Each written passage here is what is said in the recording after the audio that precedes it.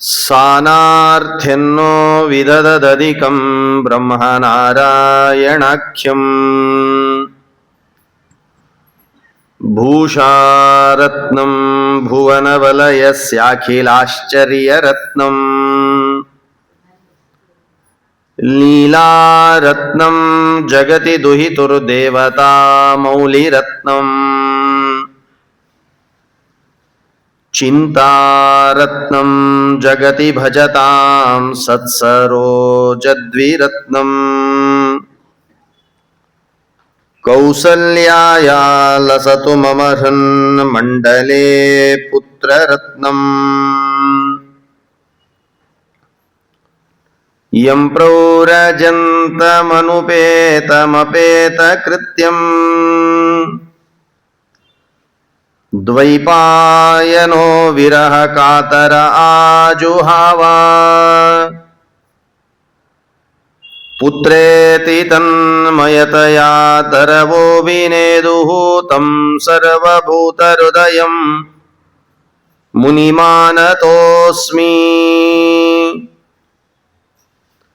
ಸೃಷ್ಟಿಸ್ಥಿತ್ಯಪ್ಯಯೇಹ ನಿಯತಿದೃಶಿತಮೋ ಬಂಧಮೋಕ್ಷಾಶ್ಚ ಯಸ್ಮಾತ್ ಅಸ್ಯ ಶ್ರೀ ಬ್ರಹ್ಮ ರುದ್ರ ಪ್ರಭೃತಿ ಸುರನರದ್ವಿಷ ಶತ್ರುತ್ಮಕಸ್ಯ ವಿಷ್ಣೋರ್ವ್ಯಸ್ತಾಃ ಸಮಸ್ತಾಃ ಸಕಲಗುಣನಿಧಿಃ ಸರ್ವದೋಷೌ ವ್ಯಪೇತಃ ಪೂರ್ಣಾನಂದೋ ವ್ಯಯೋ ಯೋ ಗುರುರಪಿ ಪರಮಶ್ಚಿಂತಯೇತಂ ಮಹಾಂತಂ. ಅಭ್ರಮಂ ಭಂಗರಹಿತಂ ಅಜಡಂ ವಿಮಲಂ ಸದಾ ಆನಂದತೀರ್ಥಮತುಳಂ ಭಜೆ ತಾಪತ್ರಯಾಪಹಂ. ಪೂಜ್ಯಾಯ ರಾಘವೇಂದ್ರಾಯ ಸತ್ಯಧರ್ಮರತಾಯ ಚ ಭಜತಾಂ ಕಲ್ಪವೃಕ್ಷಾಯ ನಮತಾಂ ಕಾಮಧೇನವೇ. ತಪಸ್ವಾಧ್ಯಾಯ ಶುಶ್ರೂಷಾ ಕೃಷ್ಣಪೂಜಾರತಂ ಮುನಿಂ ವಿಶ್ವೇಶಂ ಇಷ್ಟದಂ ವಂದೇ ಪರಿವ್ರಾಟ್ ಚಕ್ರವರ್ತಿನಂ. ಆಪಾದಮೌಳಿಪರ್ಯಂತಂ ಗುರುಣಾಮಾಕೃತಿಂ ಸ್ಮರೇತ್ ತೇನ ವಿಘ್ನಾಃ ಪ್ರಣಶ್ಯಂತಿ ಸಿದ್ಧ್ಯಂತಿ ಚ ಮನೋರಥಾಃ. ಜನ್ಮಾದ್ಯಸ್ಯ ಯತೋನ್ವಯಾತ್ ಇತರತಶ್ಚಾರ್ಥೇಷ್ವಭಿಘ್ನಸ್ವರಾಟ್ ತೇನೇ ಬ್ರಹ್ಮ ಹೃದಯಾದಿಕವಯೇ ಮುಖ್ಯಂತಿ ಯಂ ಸೂರಯಃ. ತೇಜೋ ವಾರಿ ಮೃದಾಂ ಯಥಾ ವಿನಿಮಯೋ ಯತ್ರ ತ್ರಿಸರ್ಗೋ ಮೃಷಾ ಧಾಮ್ನಾ ಸ್ವೇನ ಸದಾ ನಿರಸ್ತಕುಹಕಂ ಸತ್ಯಂ ಪರಂ ಧೀಮಹಿ. ಹರಿವಾಯು ಗುರುಗಳ ಚರಣಾರವಿಂದಗಳಲ್ಲಿ ಭಕ್ತಿಪೂರ್ವಕವಾದ ನಮಸ್ಕಾರಗಳನ್ನು ಸಲ್ಲಿಸಿ ಶ್ರೀಮದ್ ಭಾಗವತದ ಅನುವಾದವನ್ನು ಪ್ರಾರಂಭ ಮಾಡ್ತಾ ಇದ್ದೇವೆ. ಕ್ಷೇತ್ರದಲ್ಲಿ ಸನ್ನಿಹಿತನಾದ ವರಾಹ ರೂಪಿ ಪರಮಾತ್ಮ, ತದಭಿನ್ನನಾದ ಪರಮಾತ್ಮನ ರೂಪ ಅಂತ ಹೇಳಿದ್ರೆ ಅದು ಶ್ರೀನಿವಾಸ. ಅವನ ಪಾದಕಮಲಗಳಲ್ಲಿ ಮತ್ತೊಮ್ಮೆ ಮಗದೊಮ್ಮೆ ಭಕ್ತಿಪೂರ್ವಕವಾದ ನಮಸ್ಕಾರಗಳನ್ನು ಸಲ್ಲಿಸಿ ಶ್ರೀಮದ್ ಭಾಗವತದ ಸೂರ್ಯವಂಶದ ರಾಜರ ಕಥೆಯನ್ನು ನಾವೆಲ್ಲ ಆಲಿಸ್ತಾ ಬಂದಿರ್ತಾ ಇದ್ದೇವೆ. 2 ದಿವಸಗಳ ಕಾಲ, 3 ದಿವಸ ಎಂಟು 3ನೇ ದಿವಸ 2 ದಿವಸಗಳ ಕಾಲ ನಾವು ಸೂರ್ಯವಂಶದ ರಾಜರ ಕಥೆಯನ್ನ ಕೇಳ್ತಾ ಬಂದಿದ್ದೇವೆ. ಅದು ತುಂಬಾ ಮಾರ್ಮಿಕವಾದ ಸಂದೇಶ ಸೂರ್ಯವಂಶದ ರಾಜರಲ್ಲಿ ಕಾಣಿಸ್ತಾ ಇದೆ ನಮಗೆ.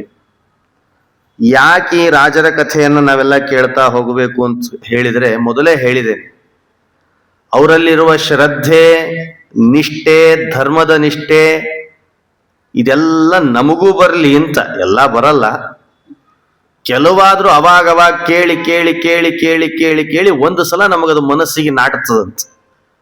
ಅದಕ್ಕೆ ಒಂದೇ ಸಲ ಉಪದೇಶ ಆದ್ರೆ ನಡೆಯಲ್ಲಂತೆ, ಬಹಳ ಬಾರಿ ಉಪದೇಶಗಳು ನಡಿಬೇಕು.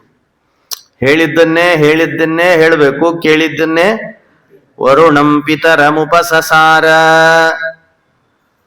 ಅಧೀಹಿ ಭಗವೋ ಬ್ರಹ್ಮೇತಿ ಪುನರೇವ ವರುಣಂ ಪಿತರಮುಪಸಸಾರ. ಮತ್ತು ಪಾಠ ಕೇಳ್ತಿದ್ದ, ನೋಡಿದ್ರೆ ಹೇಗಿದೆ, ಮತ್ತು ಉಪದೇಶ ಆಗ್ಬೇಕು. ಹಾಗೆ ಆದ ಉಪದೇಶವೇ ಆಗ್ತಾ ಇರ್ಬೇಕಂತ. ಈಗ ಹೇಗೆ ನೀವು ಕೇಳಿದ ಭಾಗವತವನ್ನೇ ಕೇಳ್ತಾ ಬಂದಿರೋ ಇಲ್ಲೋ, ಮತ್ತೆ ಕೂತ್ರೆ ಮತ್ತೆ ಹೊಸದಾಗೆ ಕೇಳ್ತೀರಿ, ಆಚಾರ್ಯ ಮತ್ತೆ ಹೊಸದಾಗೆ ಹೇಳ್ತಾರೆ. ಹಾಗೆ ಕೇಳ್ತಾ ಇರಬೇಕು, ಹೇಳ್ತಾ ಇರ್ಬೇಕಂತ. ಹೇಳೋದು ಕೇಳೋದು, ಇದಕ್ಕೆ ಕೇಳೋದು ಅನ್ಲಿಕ್ಕೆ ನವವಿಧವಾದ ಭಕ್ತಿ, ಮೊದಲನೇ ಭಕ್ತಿಯೇ ಕೇಳೋ ಭಕ್ತಿ ಅಂತಲೇ ಹೇಳಿದ್ರು. ಶ್ರವಣಂ ಕೀರ್ತನಂ ವಿಷ್ಣು ಸ್ಮರಣಂ ಪಾದ ಸೇವನಂ ಅರ್ಚನಂ ವಂದನಂ ದಾಸ್ಯಂ ಸಖ್ಯಂ ಆತ್ಮನಿವೇದನಂ. ಆತ್ಮನಿವೇದನ ಆತ್ಮನಿವೇದನ ಅಂತ ಎರಡು ಥರ ಇಟ್ಕೊಳ್ಬೇಕು. ನನ್ನಲ್ಲಿ ದೇವರಿದ್ದಾನೆ ಅಂತ ಒಂದು ಅನುಸಂಧಾನ, ಆತ್ಮನಿವೇದನ ನನ್ನನ್ನೇ ನಾನು ಕೊಡೋದು ಅಂತ ಅರ್ಥ ಅಲ್ವಾ.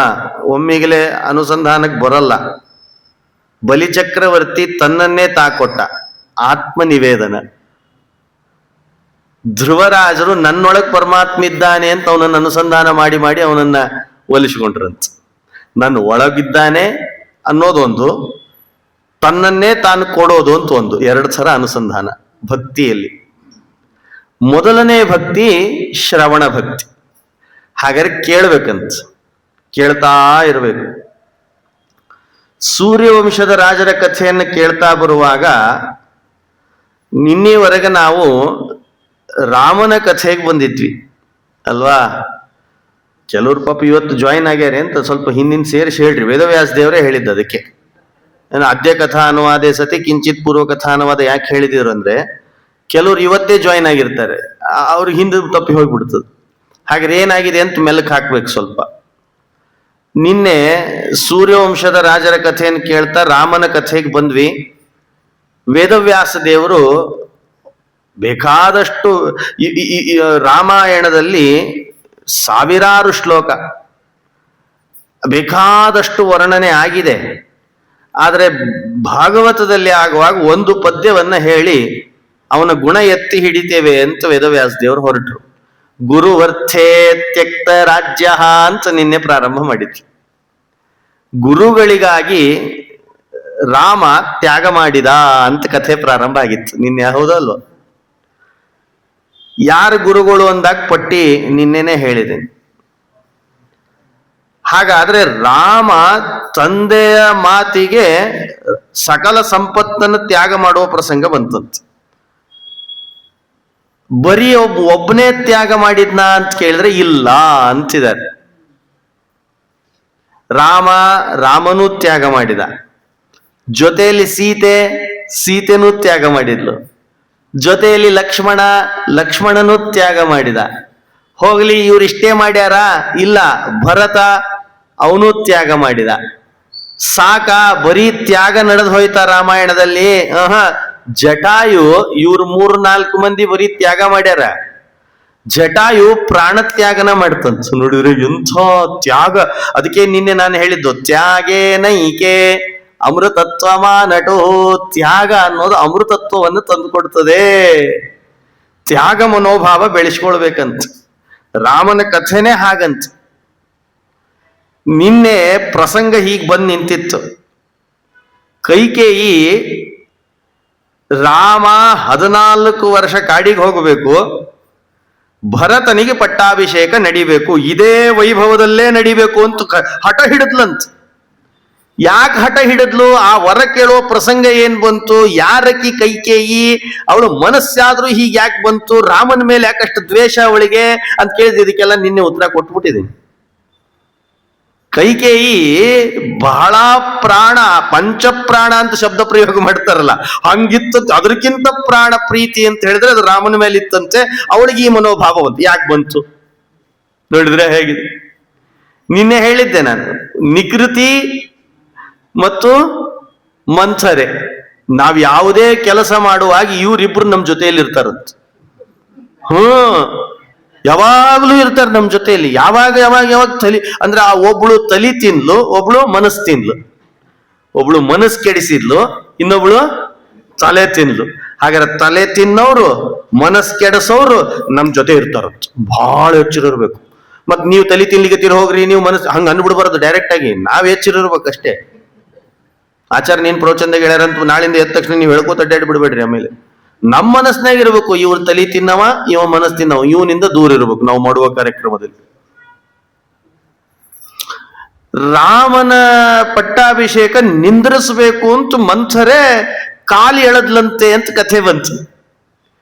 ರಾಮನ ಪಟ್ಟಾಭಿಷೇಕ ನಿಂದ್ರಿಸ್ಬೇಕು, ಕಾಲು ಎಳಿಬೇಕು ಅಂತ ಅವಳಿಗಾದ್ರೂ ಯಾಕೆ ಮನಸ್ಸು ಬಂತು ಅಂತ ಕೇಳಿದ್ರೆ, ರಾಮ ಪುಟ್ಟ ಹುಡುಗನಾಗಿದ್ದಾಗ ಮಂಥರೆ ಕೈಯಲ್ಲಿ ಕೈಕೇಯಿ ರಾಮನನ್ನು ಕೊಟ್ಟಾಗ ಒಂದು ಸಲ ಒದ್ದಿದ್ನಂತ. ಸುಮ್ನೆ ಒದೆಯೋದನ್ನು ಜಾಡಿಸಿ ಒದ್ದಿದ್ನು. ನಿಂಗೆ ಆಟ ಆಡ್ತಾವಲ್ಲ ಕಾಲಿಂದ, ಪಾಪ ಎತ್ಕೊಂಡಾಗ ಮಕ್ಕಳು ಕೈ ಬಡಿಯೋದು ಕಾಲು ಬಡಿಯೋದು ಮಾಡ್ತವೆ. ಬಡದಿತ್ತಂತಷ್ಟೇ. ಆ ಸಿಟ್ಟಿಟ್ಟುಕೊಂಡ ಮಂಥರೆ ಈ ಸಮಯಕ್ಕೆ ಸರಿಯಾಗಿ ಕಾಲು ಎಳೆದ್ಲಂತ. ಏನ್ ಎಳೆಯೋದು? ಅವನಿಗೆ ರಾಮನಿಗೆ ಪಟ್ಟಾಭಿಷೇಕ ಬೇಡ. ನೋಡಿದ್ರು ಹೇಗಿದೆ. ಕೈಕೇಯಿ ಕಥೆಯನ್ನು ನಿನ್ನೆ ವೃತ್ತ ಅಂತ ಕೇಳಿಬಿಟ್ಟಿದ್ರಿ. ಹಾಗಾದ್ರೆ ಒಂದು ಪ್ರಸಂಗ ಇಷ್ಟು ತನಕ ಆಗಿತ್ತು ನಿನ್ನೆ. ಕೈಕೇಯಿ ವೃತ್ತಾಂತ, ಮಂಥರೆ ನಿಕೃತಿಯ ವೃತ್ತಾಂತ, ರಾಮನ ಪಟ್ಟಾಭಿಷೇಕ ನಾಳೆ ಅಂತಂದಾಗ ಅದು ಆಗಬಾರ್ದು ಅಂತನ್ನೋ ತಲೆಯಲ್ಲಿ ಇಟ್ಕೊಂಡ ಕೈಕೇಯಿನ ತಯಾರು ಮಾಡಿ ಕೈಕೇಯಿ ವರ ಕೇಳುವ ಪ್ರಸಂಗ ಬಂದು ನಿಂತಿತ್ತಂತ. ಇಷ್ಟಕ್ಕೆ ಬಂದು ನಿಂತಿತ್ತು ನಿನ್ನೆ.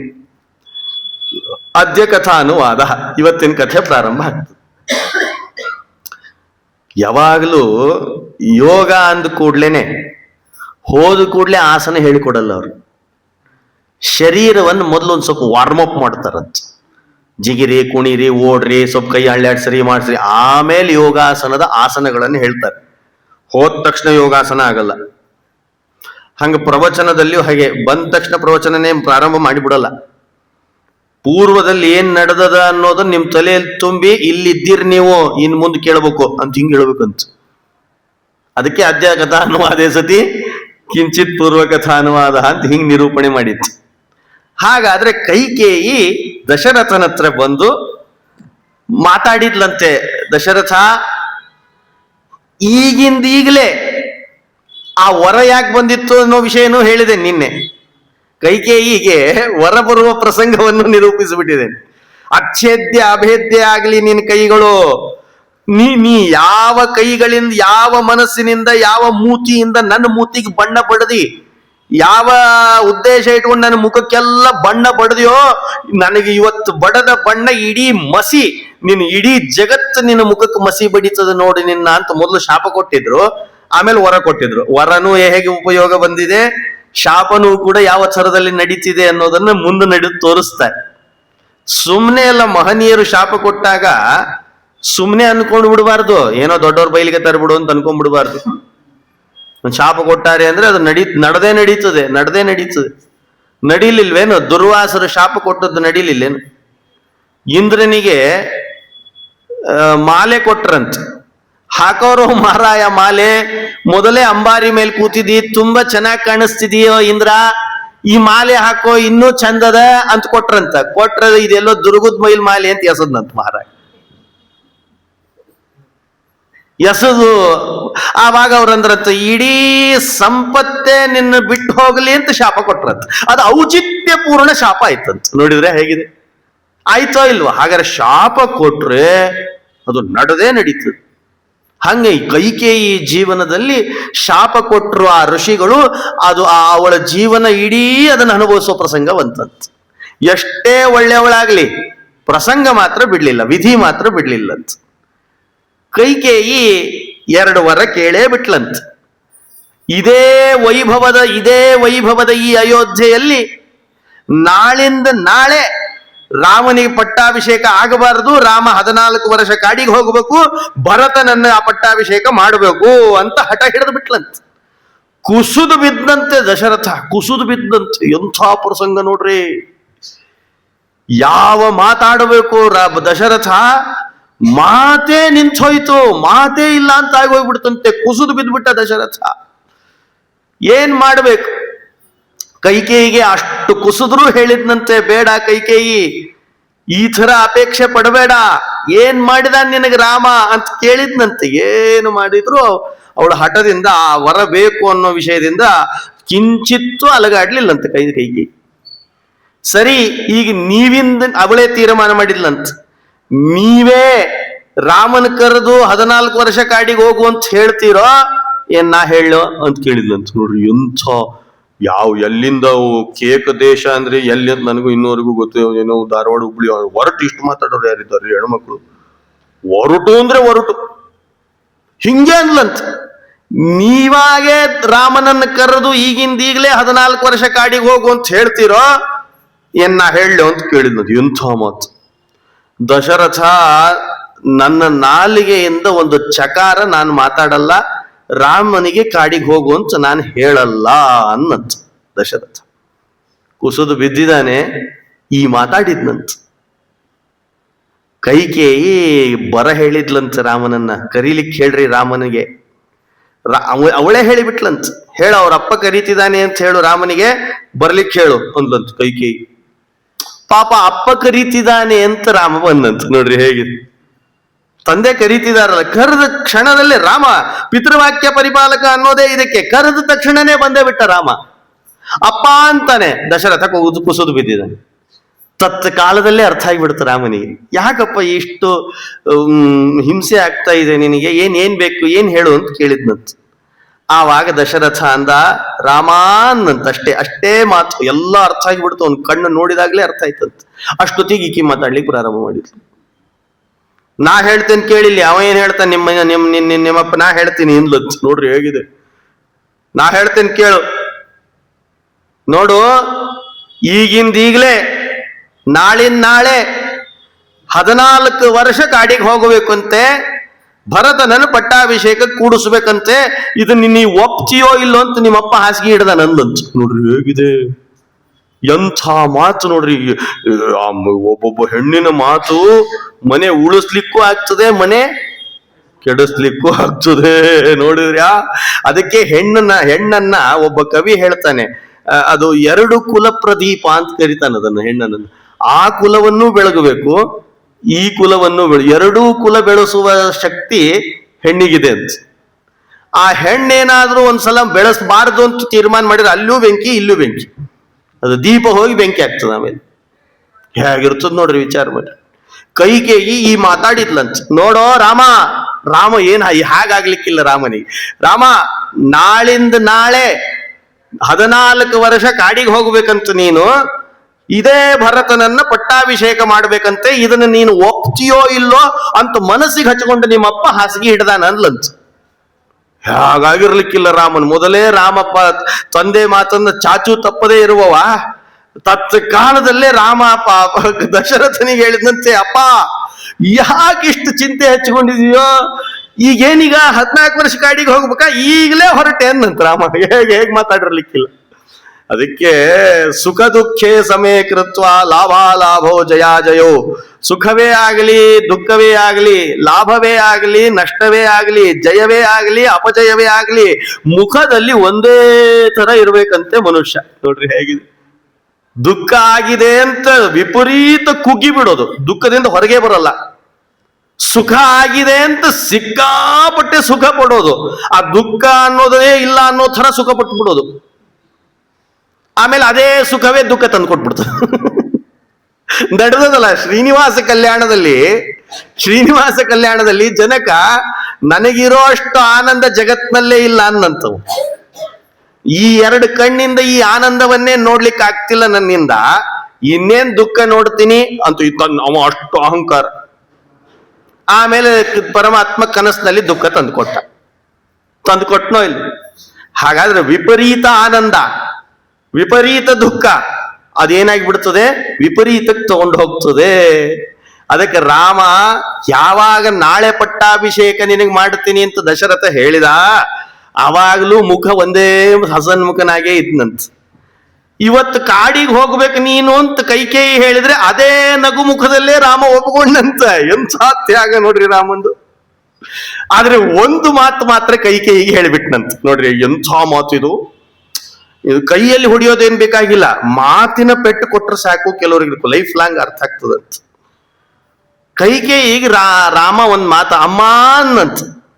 ಕೈಕೇಯಿ ಏನು ಅಂದ್ಲು, ಇಷ್ಟ್ಯಾಕೆ ಮಾತಾಡ್ತಿ, ಇಷ್ಟ್ಯಾಕೆ ಈ ಪ್ರಸಂಗವನ್ನ ಅಪ್ಪ ಹಾಸಿಗೆ ಇಡೋ ತರ ತಂದಿ, ನೀನೇ ನಿನ್ನ ಅರಮನೆಯಲ್ಲೇ ಕೂತ್ಕೊಂಡು ನನ್ನನ್ನು ಕರೆದು ನಾಳೆ ನೀ ಕಾಡಿಗೆ ಹೋಗು, ಬ್ರಾಹ್ಮಣ್ ಭರತನನ್ನು ಕೂಡಿಸಿ ಹೋಗು ಅಂದ್ಬಿಟ್ಟಿದ್ರೆ ಇದಕ್ಕಿಂತ ವಿಜೃಂಭಣೆಯಿಂದ ಭರತನನ್ನು ಕೂಡಿಸಿ ಹೋಗ್ತಿದ್ನಲ್ಲೇ ಕಾಡಿಗೆ, ತಾಯಿ ಯಾಕೆ ಈ ತರ ಮಾಡಿಬಿಟ್ಟಿ ಅಂತ ಒಂದು ಮಾತು ಕೇಳಿದ್ನಂತ.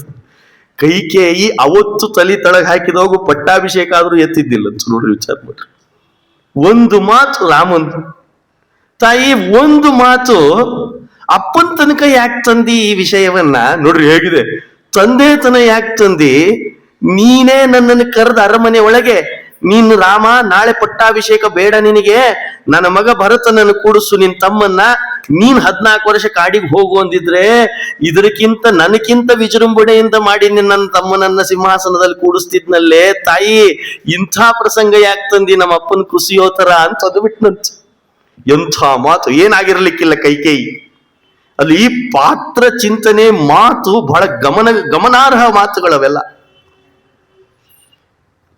ಇನ್ನೊಂದು ಮಾತು ಹೇಳ್ತಾನೆ ರಾಮ, ಬಹಳ ಮಾತಾಡಲ್ಲ ರಾಮ. ಕೈಕೇಯಿಗೆ ಒಂದು ಮಾತಾಡಿದ್ನಂತೆ, ತಾಯಿ ನನ್ನನ್ನ 14 ವರ್ಷ ಕಾಡಿಗೆ ಕಳಿಸಿ ನನಗಲ್ಲಿ ದುಃಖ ಆಯ್ತು, ಭರತನನ್ನ ಸಿಂಹಾಸನ ಕೂಡಿಸಿ ಸುಖ ಕೊಟ್ಟಿ ಅಂತ ಅನ್ಕೊಂಡ್ಬಿಟ್ಟೇನೋ ಏನೋ, ನೀ ತಪ್ಪು ಮಾಡಿಬಿಟ್ಟಿದ್ದ ಕೈಕೇಯಿ, ಭಾವನೆ ತಪ್ಪಿದೆ ನಿಂದು.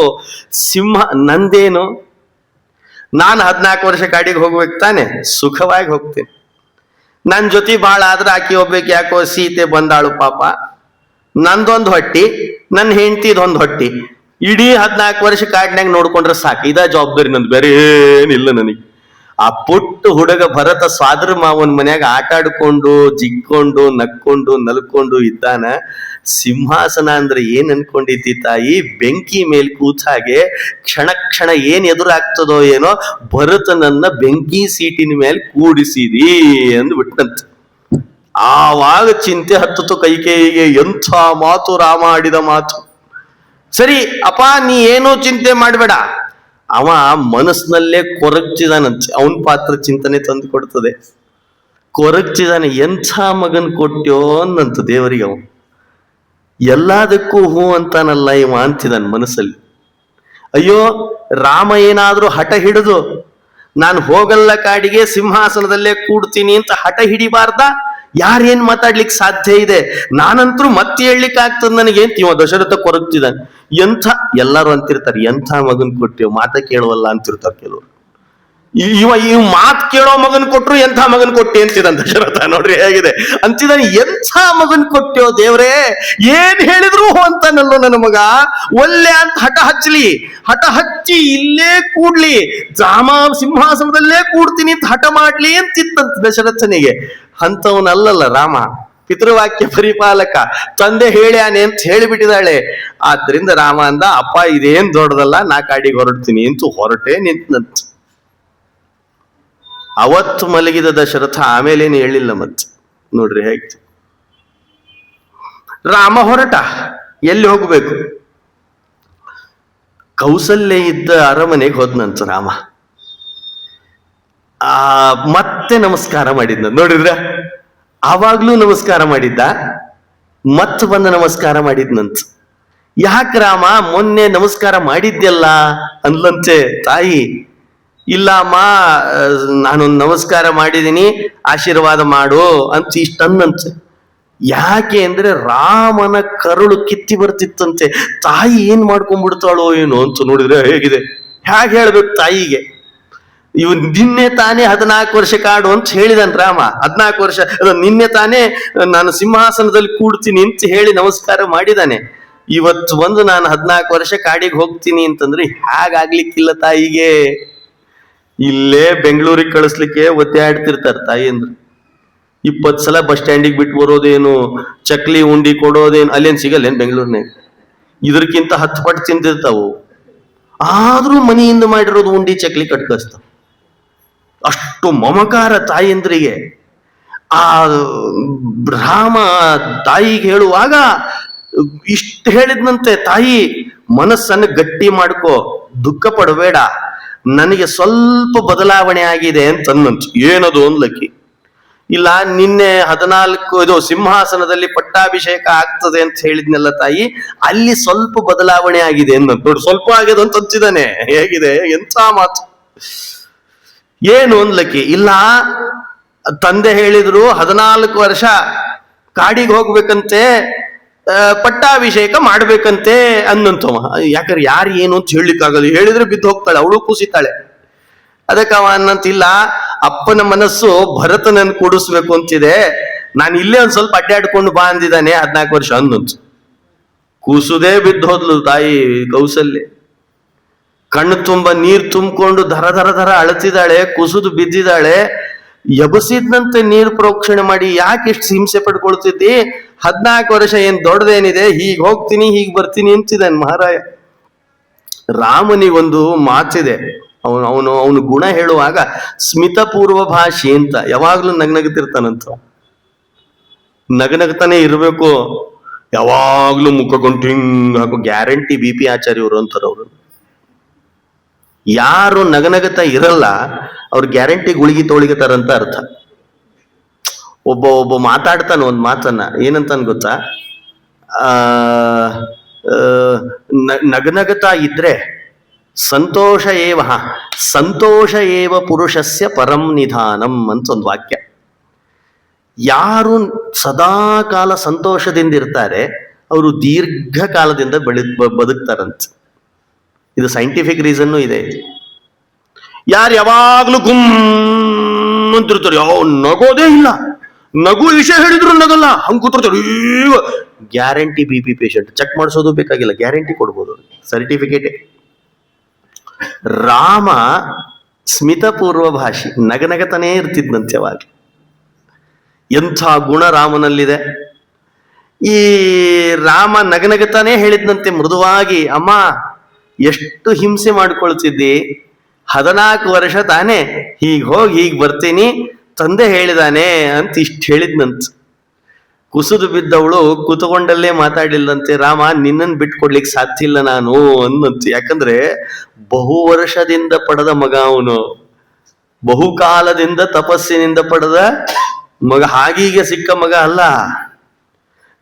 ನಮಗ್ ಮಕ್ಕಳೇ ಸಂತಾನವೇ ಇದ್ದಿದ್ದಿಲ್ಲ ಮೊದಲು ನಮಗೆ, ಅಂಥ ನನ್ನ ಬಿಟ್ಟುಕೊಡೋದು ನನ್ನಿಂದ ಸಾಧ್ಯ ಇಲ್ಲ ಅಂತ ಸ್ಟಾರ್ಟ್ ಮಾಡಿದ್ಲಂತ ಕೌಸಲ್ಯ. ಪ್ರಾರಂಭ ಮಾಡಿದಾಗ ಆ ರಾಮ ಅಂದ, ಹಾಗೆಲ್ಲ ಅನ್ಲಿಕ್ಕೆ ಬರಲ್ಲ ತಾಯಿ, ಅದು ತಂದೆ ಆಜ್ಞೆ ಇದೆ, ನಾನು ಹೋಗ್ಬೇಕು, ಅದನ್ನಂತರೂ ಮೀರ್ಲಿಕ್ಕೆ ಸಾಧ್ಯ ಇಲ್ಲ, ನಾ ಹೊರಡ್ತೀನಿ ಅಂತಂದ ರಾಮ. ಆವಾಗ ಇವಳು ಎಷ್ಟು ಪರಿಪರಿಯಾಗಿ ಬೇಡ್ಕೊಂಡ್ಲಂತ, ಸಾಧ್ಯವೇ ಇಲ್ಲ ರಾಮ, ನಾನು ಹೇಳ್ತಿದ್ದೀನಿ ನಿನ್ನನ್ನು ಬಿಡಲ್ಲ ಅಂತ ಇದು ಕೌಸಲ್ಯ. ಕೊನೆಗೆ ಅಷ್ಟು ಹೇಳಿದ್ರು ರಾಮ ಕೇಳದೆ ಇದ್ದಾಗ ಕೌಸಲ್ಯ ಅನ್ಲಂತೆ, ಇದು ಶಾಸ್ತ್ರ ಹೇಳ್ತಾ ಇದೆ, ನನ್ನ ಮಾತೇ ಕೇಳ್ಬೇಕು ನೀನು ಅನ್ಲಂತ. ಬಾಯಿ ಮಾತಲ್ಲಿ ಹೇಳಿ ತಡಿಲಿಕ್ಕೆ ಪ್ರಯತ್ನ ಪಟ್ರು, ತಡಿಲಿಕ್ಕೆ ಆಗ್ಲಿಲ್ಲ, ತಡಿಲೇ ಇಲ್ಲ ರಾಮ, ಹೊರಡ್ತೀನಿ ಅಂತಲೇನೆ ಹೇಳ್ತಿದ್ದ. ಆವಾಗ ಒಂದು ಮಾತಾಡಿದ್ಲಂತ, ನಿಮ್ಮ ವೇದ ಏನು ಹೇಳ್ತದೆ ರಾಮ ಅನ್ಲಂತ. ನೋಡಿ ಹೇಗಿದೆ ವೇದ. ಮಾತೃದೇವೋ ಭವ, ಪಿತೃದೇವೋ ಭವ, ಆಚಾರ್ಯ ದೇವೋ ಭವ. ಮೊದಲು ವೇದ ಪಿತೃದೇವೋ ಭವ ಹೇಳಿದ್ದಲ್ಲ, ಮೊದಲು ಹೇಳಿದ್ದು ಮಾತೃದೇವೋ ಭವ. ಹಾಗಾದ್ರೆ ತಾಯಿಯ ಮಾತನ್ನು ಯಾವತ್ತೂ ಮೀರ್ಲಿಕ್ಕಿಲ್ಲ, ತಂದೆ ಆಮೇಲೆ ಅಂದ್ಲಂತೆ. ಕೌಸಲ್ಯ ಹೇಳ್ತಾ ಇರೋ ಮಾತು ಅಲ್ವೋ ರಾಮ, ನೀನು ಧರ್ಮದ ಚೌಕಟ್ಟಿನಲ್ಲಿ ಕಟ್ಲಿಕ್ಕೆ ಹೊರಡ್ತಿದ್ದಾಳೆ ಕೌಸಲ್ಯ. ಧರ್ಮವನ್ನ ಹೇಳಿ ಇದು ಅಧರ್ಮ ನಡೆದು ಹೋಗ್ತದೆ ನಿನ್ನಿಂದ, ನೀ ಅಧರ್ಮ ಮಾಡಬಾರ್ದು, ನೀ ರಾಮ ಜಗತ್ತಿಗೆ ಮಾರ್ಗದರ್ಶಕ, ನೀನು ವೇದ ವೇದ್ಯ, ವೇದ ಸ್ತುತ್ಯ. ನೀ ನೋಡೋ ರಾಮ, ವೇದ ಹೇಳ್ತಾ ಇದೆ ಮಾತೃದೇವೋ ಭವ, ಮಾತೃ ತಾಯಿ ಮಾತನ್ನು ಮೊದಲು ಕೇಳಬೇಕು, ಅವಳನ್ನ ದೇವರು ಅಂತ ಅನ್ನೋದು ಪೂಜೆ ನಿನ್ನಲ್ಲಿ ಮೊದಲು ಇರಬೇಕು. ಹಾಗಾದ್ರೆ ನಾನು ಹೇಳ್ತಿದ್ದೇನೆ ಕೌಸಲ್ಯ, ಇವತ್ತೇ ನಿನಗೆ ಈ ಮಾತು ಹೇಳ್ತೀನಿ, ತಂದೆ ಏನಾದ್ರೂ ಹೇಳ್ಕೊಳ್ಳಿ, ಅವ್ರೇನಾದ್ರೂ ಬೇಸರ ಮಾಡ್ಕೊಳ್ಳಿ, ಆದ್ರೆ ನೀನು ಮಾತ್ರ ಕಾಡಿಗೆ ಹೋಗ್ಲಿಕ್ಕೆ ಇಲ್ಲ ಅಂತ ಕಟ್ಟಿ ಹಾಕಿಬಿಟ್ಲಂತ. ಆವಾಗ ರಾಮ ಅಂದ, ಭಾರಿ ರಾಮ ಅವನು, ಅವ ಹಾಡೈದ್ನಂತೆ, ತಾಯಿ ನಾನೇನಾದ್ರೂ ಧರ್ಮ ಲೋಪ ಮಾಡಿದ್ರೆ ನಡೀತದೆ, ಆದ್ರೆ ನೀನು ಧರ್ಮ ಲೋಪ ಮಾಡಬಾರ್ದು ಅಂತ ನಿಂತ್ಲಂತ ರಾಮ. ಯಾವುದು ಧರ್ಮಲೋಪ ಅಂತ ಕೇಳ್ತಾಳಕ್ಕೆ. ಪಿತೃವಾಕ್ಯ ಪರಿಪಾಲಕ ನಾನ್ ಹೌದು, ಆದ್ರೆ ಪತಿಯ ಮಾತನ್ನು ಮೀರೋದು ಯಾವ ಸ್ತ್ರೀಗೂ ಇಲ್ಲ. ಪತಿವ್ರತೆ ಹೋಗ್ಬಿಡ್ತದೆ ಎಂದಂತ ನೋಡ್ರಿ ಹೇಗಿದೆ. ಅವನು ಧರ್ಮದಲ್ಲೇ ಕಟ್ಟಿ ಹಾಕ್ತಾನೆ ಮತ್ತೆ ತಾಯಿಯನ್ನ. ಅಮ್ಮ, ನಾನು ಒಂದು ವೇಳೆ ಮೀರಿದ್ರೆ ನಡೀತದೆ, ನೀನಂತರೂ ಸರ್ವಥಾ ಮೀರ್ಲಿಕ್ಕಿಲ್ಲ. ಯಾಕೆ? ನೀನೇನಾದ್ರೂ ಪತಿವ್ರತೆ ಅಂತ ಆಗ್ಬೇಕು ಅಂದ್ರೆ ಪತಿಯ ಮಾತನ್ನು ಯಾವತ್ತು ಮೀರು ಅಂತ ನೀನೂ ಮೀರಬಾರ್ದು, ಮಕ್ಕಳಿಂದಲೂ ಮೀರಿಸಬಾರ್ದು. ನೋಡಿದ್ರೆ ಎಂಥ ಮಾತು! ಆ ರಾಮನಿಗೆ ಧರ್ಮ ಹೇಳ್ತಾಳೆ ಕೌಸಲ್ಯ ಅಂದ್ಮೇಲೆ ರಾಮ ಎಂಥ ಧರ್ಮ ಹೇಳಲಿಕ್ಕಿಲ್ಲ. ಆವಾಗ ಕೌಸಲ್ಯ ಗುಳೋ ಅಂತ ಹತ್ಲಂತೆ. ಎಷ್ಟಾದ್ರೂ ಕೇಳಲಿಲ್ಲ. ರಾಮ ಹೊರಟು ನಿಂತಾಗ ಕೌಸಲ್ಯ ಆವಾಗ ಹೇಳಿದ್ಲಂತೆ, ಬರೀ ನಾವೆಲ್ಲ ಮಂಗಳ ಉಂಟು ಮಾಡ್ಲಿ ಅಂತ ವಿವಾಹದಲ್ಲಿ ನಾವೆಲ್ಲ ಆ ಶ್ಲೋಕಗಳನ್ನು ಕೇಳಿರ್ತೀವಿ. ಕೌಸಲ್ಯ ಇದನ್ನ ಹೇಳಿದ್ಲು ಅಂತಂತಿದ್ದಾರೆ. ಯಾವುದು? ನಿನಗೆ ದಾರಿ ಮಧ್ಯದಲ್ಲಿ ಹೋಗುವಾಗ ಅನೇಕ ನದಿಗಳು ಸಿಗ್ತಾವೆ, ಅವು ನಿಮಗೆ ಮಂಗಳ ಉಂಟು ಮಾಡ್ಲಿ. ದಾರಿ ಕಾಡಿನಲ್ಲೆಲ್ಲ ಎಲ್ಲ ಋಷಿ ಮುನಿಗಳು ಸಿಗ್ತಾರೆ, ಅವ್ರು ನಿನಗೂ ಮಂಗಳ ಉಂಟು ಮಾಡ್ಲಿ. ನಿನಗೆ ಬೇಕಾದಷ್ಟು ದೇವತೆಗಳು ಸಿಗ್ತಾರೆ, ಅವ್ರು ನಿನಗೆ ಮಂಗಳ ಉಂಟು ಮಾಡ್ಲಿ ಅಂತ ಅಳ್ಳಿಗೆ ಸ್ಟಾರ್ಟ್ ಮಾಡಿದಾಳೆ ಕೌಸಲ್ಯ.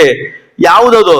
ಗಂಗಾ ಸಿಂಧು ಸರಸ್ವತಿ ಚ ಯಮುನಾ ಗೋದಾವರಿ ನರ್ಮದಾ ಕೃಷ್ಣಾ ಭೀಮರತಿ ಚ ಫಲ್ಗು ಸರಯೋ ಶ್ರೀಗಂಡಕಿ ಗೋಮತಿ ಕಾವೇರಿ ಕಪಿಲಾ ಪ್ರಯಾಗ ವಿನತಾ ನೇತ್ರಾವತಿತ್ಯಾದಯೋ.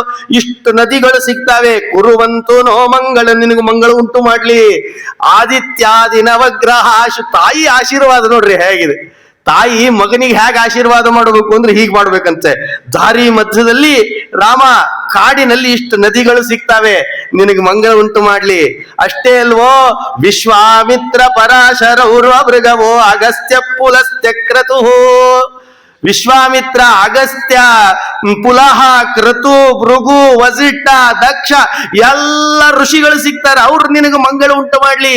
ಇಷ್ಟೇ ಅಲ್ಲೋ, ನವಗ್ರಹ, ಆದಿತ್ಯಾದಿ ನವಗ್ರಹ ಶುಭಕರ ಮೇಷಾದಯೋ ರಾಶಯೋ ನಕ್ಷತ್ರಾಣಿ. ನಾವೆಲ್ಲ ಏನು ವಿವಾಹದಲ್ಲಿ ಕೇಳಿರ್ತೇವೆ ಅಷ್ಟೇ. ಇಲ್ಲಿ ನೋಡ್ರಿ ತಾಯಿ, ಆದಿತ್ಯಾದಿ ನವಗ್ರಹ ಶುಭಕರ ಮೇಷಾದಯೋ. ಎಂಥ ಆ ಕರಳಿನಿಂದ ಆಶೀರ್ವಾದ ಮಾಡ್ತಾರೆ. ರಾಮ, ಇವರೆಲ್ಲ ಮಂಗಳ ಉಂಟು ಮಾಡ್ಲಿ ನಿನಗೆ, ನೀನು ಹೋಗಿ ಬಾ ಅಂತ ಈ ತರ ಆಶೀರ್ವಾದ ಮಾಡಿ ಕಳಿಸಿದ. ತಾಯಿ ಹೇಗೆ ಆಶೀರ್ವಾದ ಮಾಡಿದ್ಲು, ರಾಮನನ್ನು ಈ ತರ ಆಶೀರ್ವಾದ, ಹೋಗು ನೀನು ಹೋಗಿ ಬಾ ಅಂತ ಆವಾಗ ಹೇಳಿದ್ಲಂತ.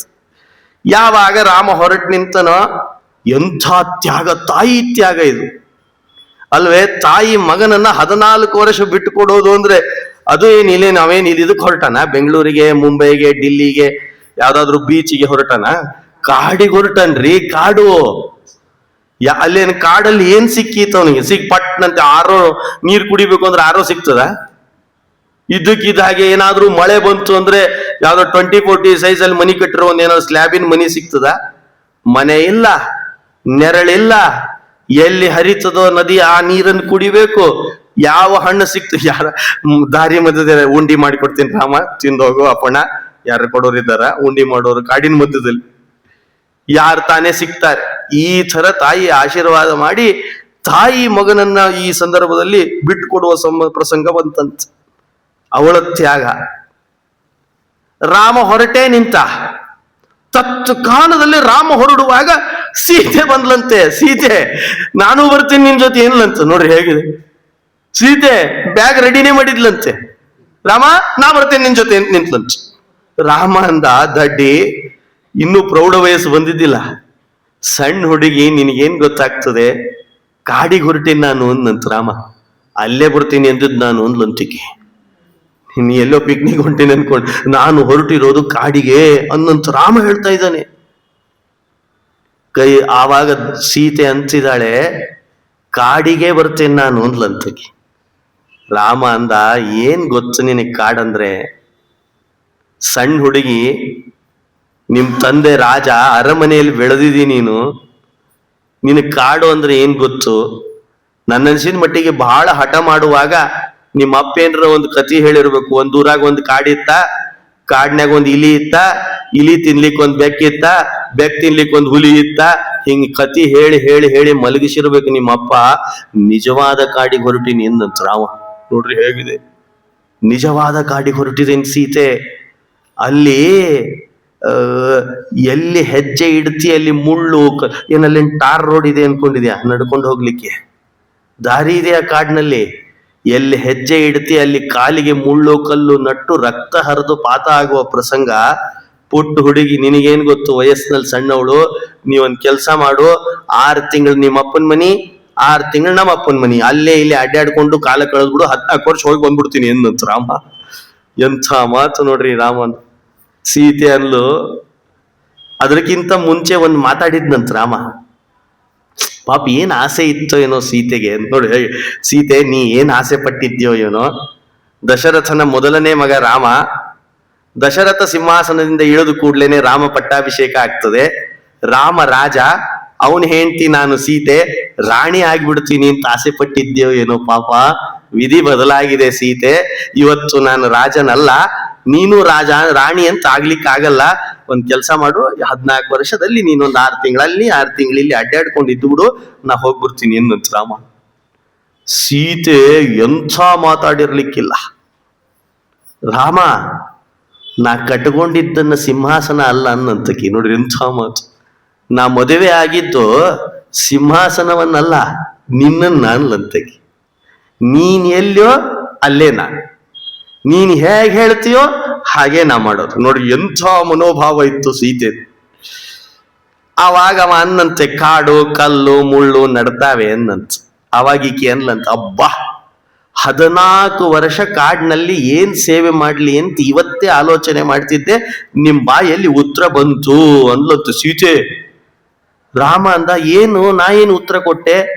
ಮುಳ್ಳು ಕಲ್ಲು ನಡ್ತಾವೆ ಅಂತ ಹೇಳ್ದೆ, ರಕ್ತ ಹರಿದು ಹೋಗ್ತದೆ, ಕಾಲ್ ನೋವು ಆಗ್ತದೆ, ಇದ ಉತ್ತರ ಅಂತಂದಂತ ರಾಮ.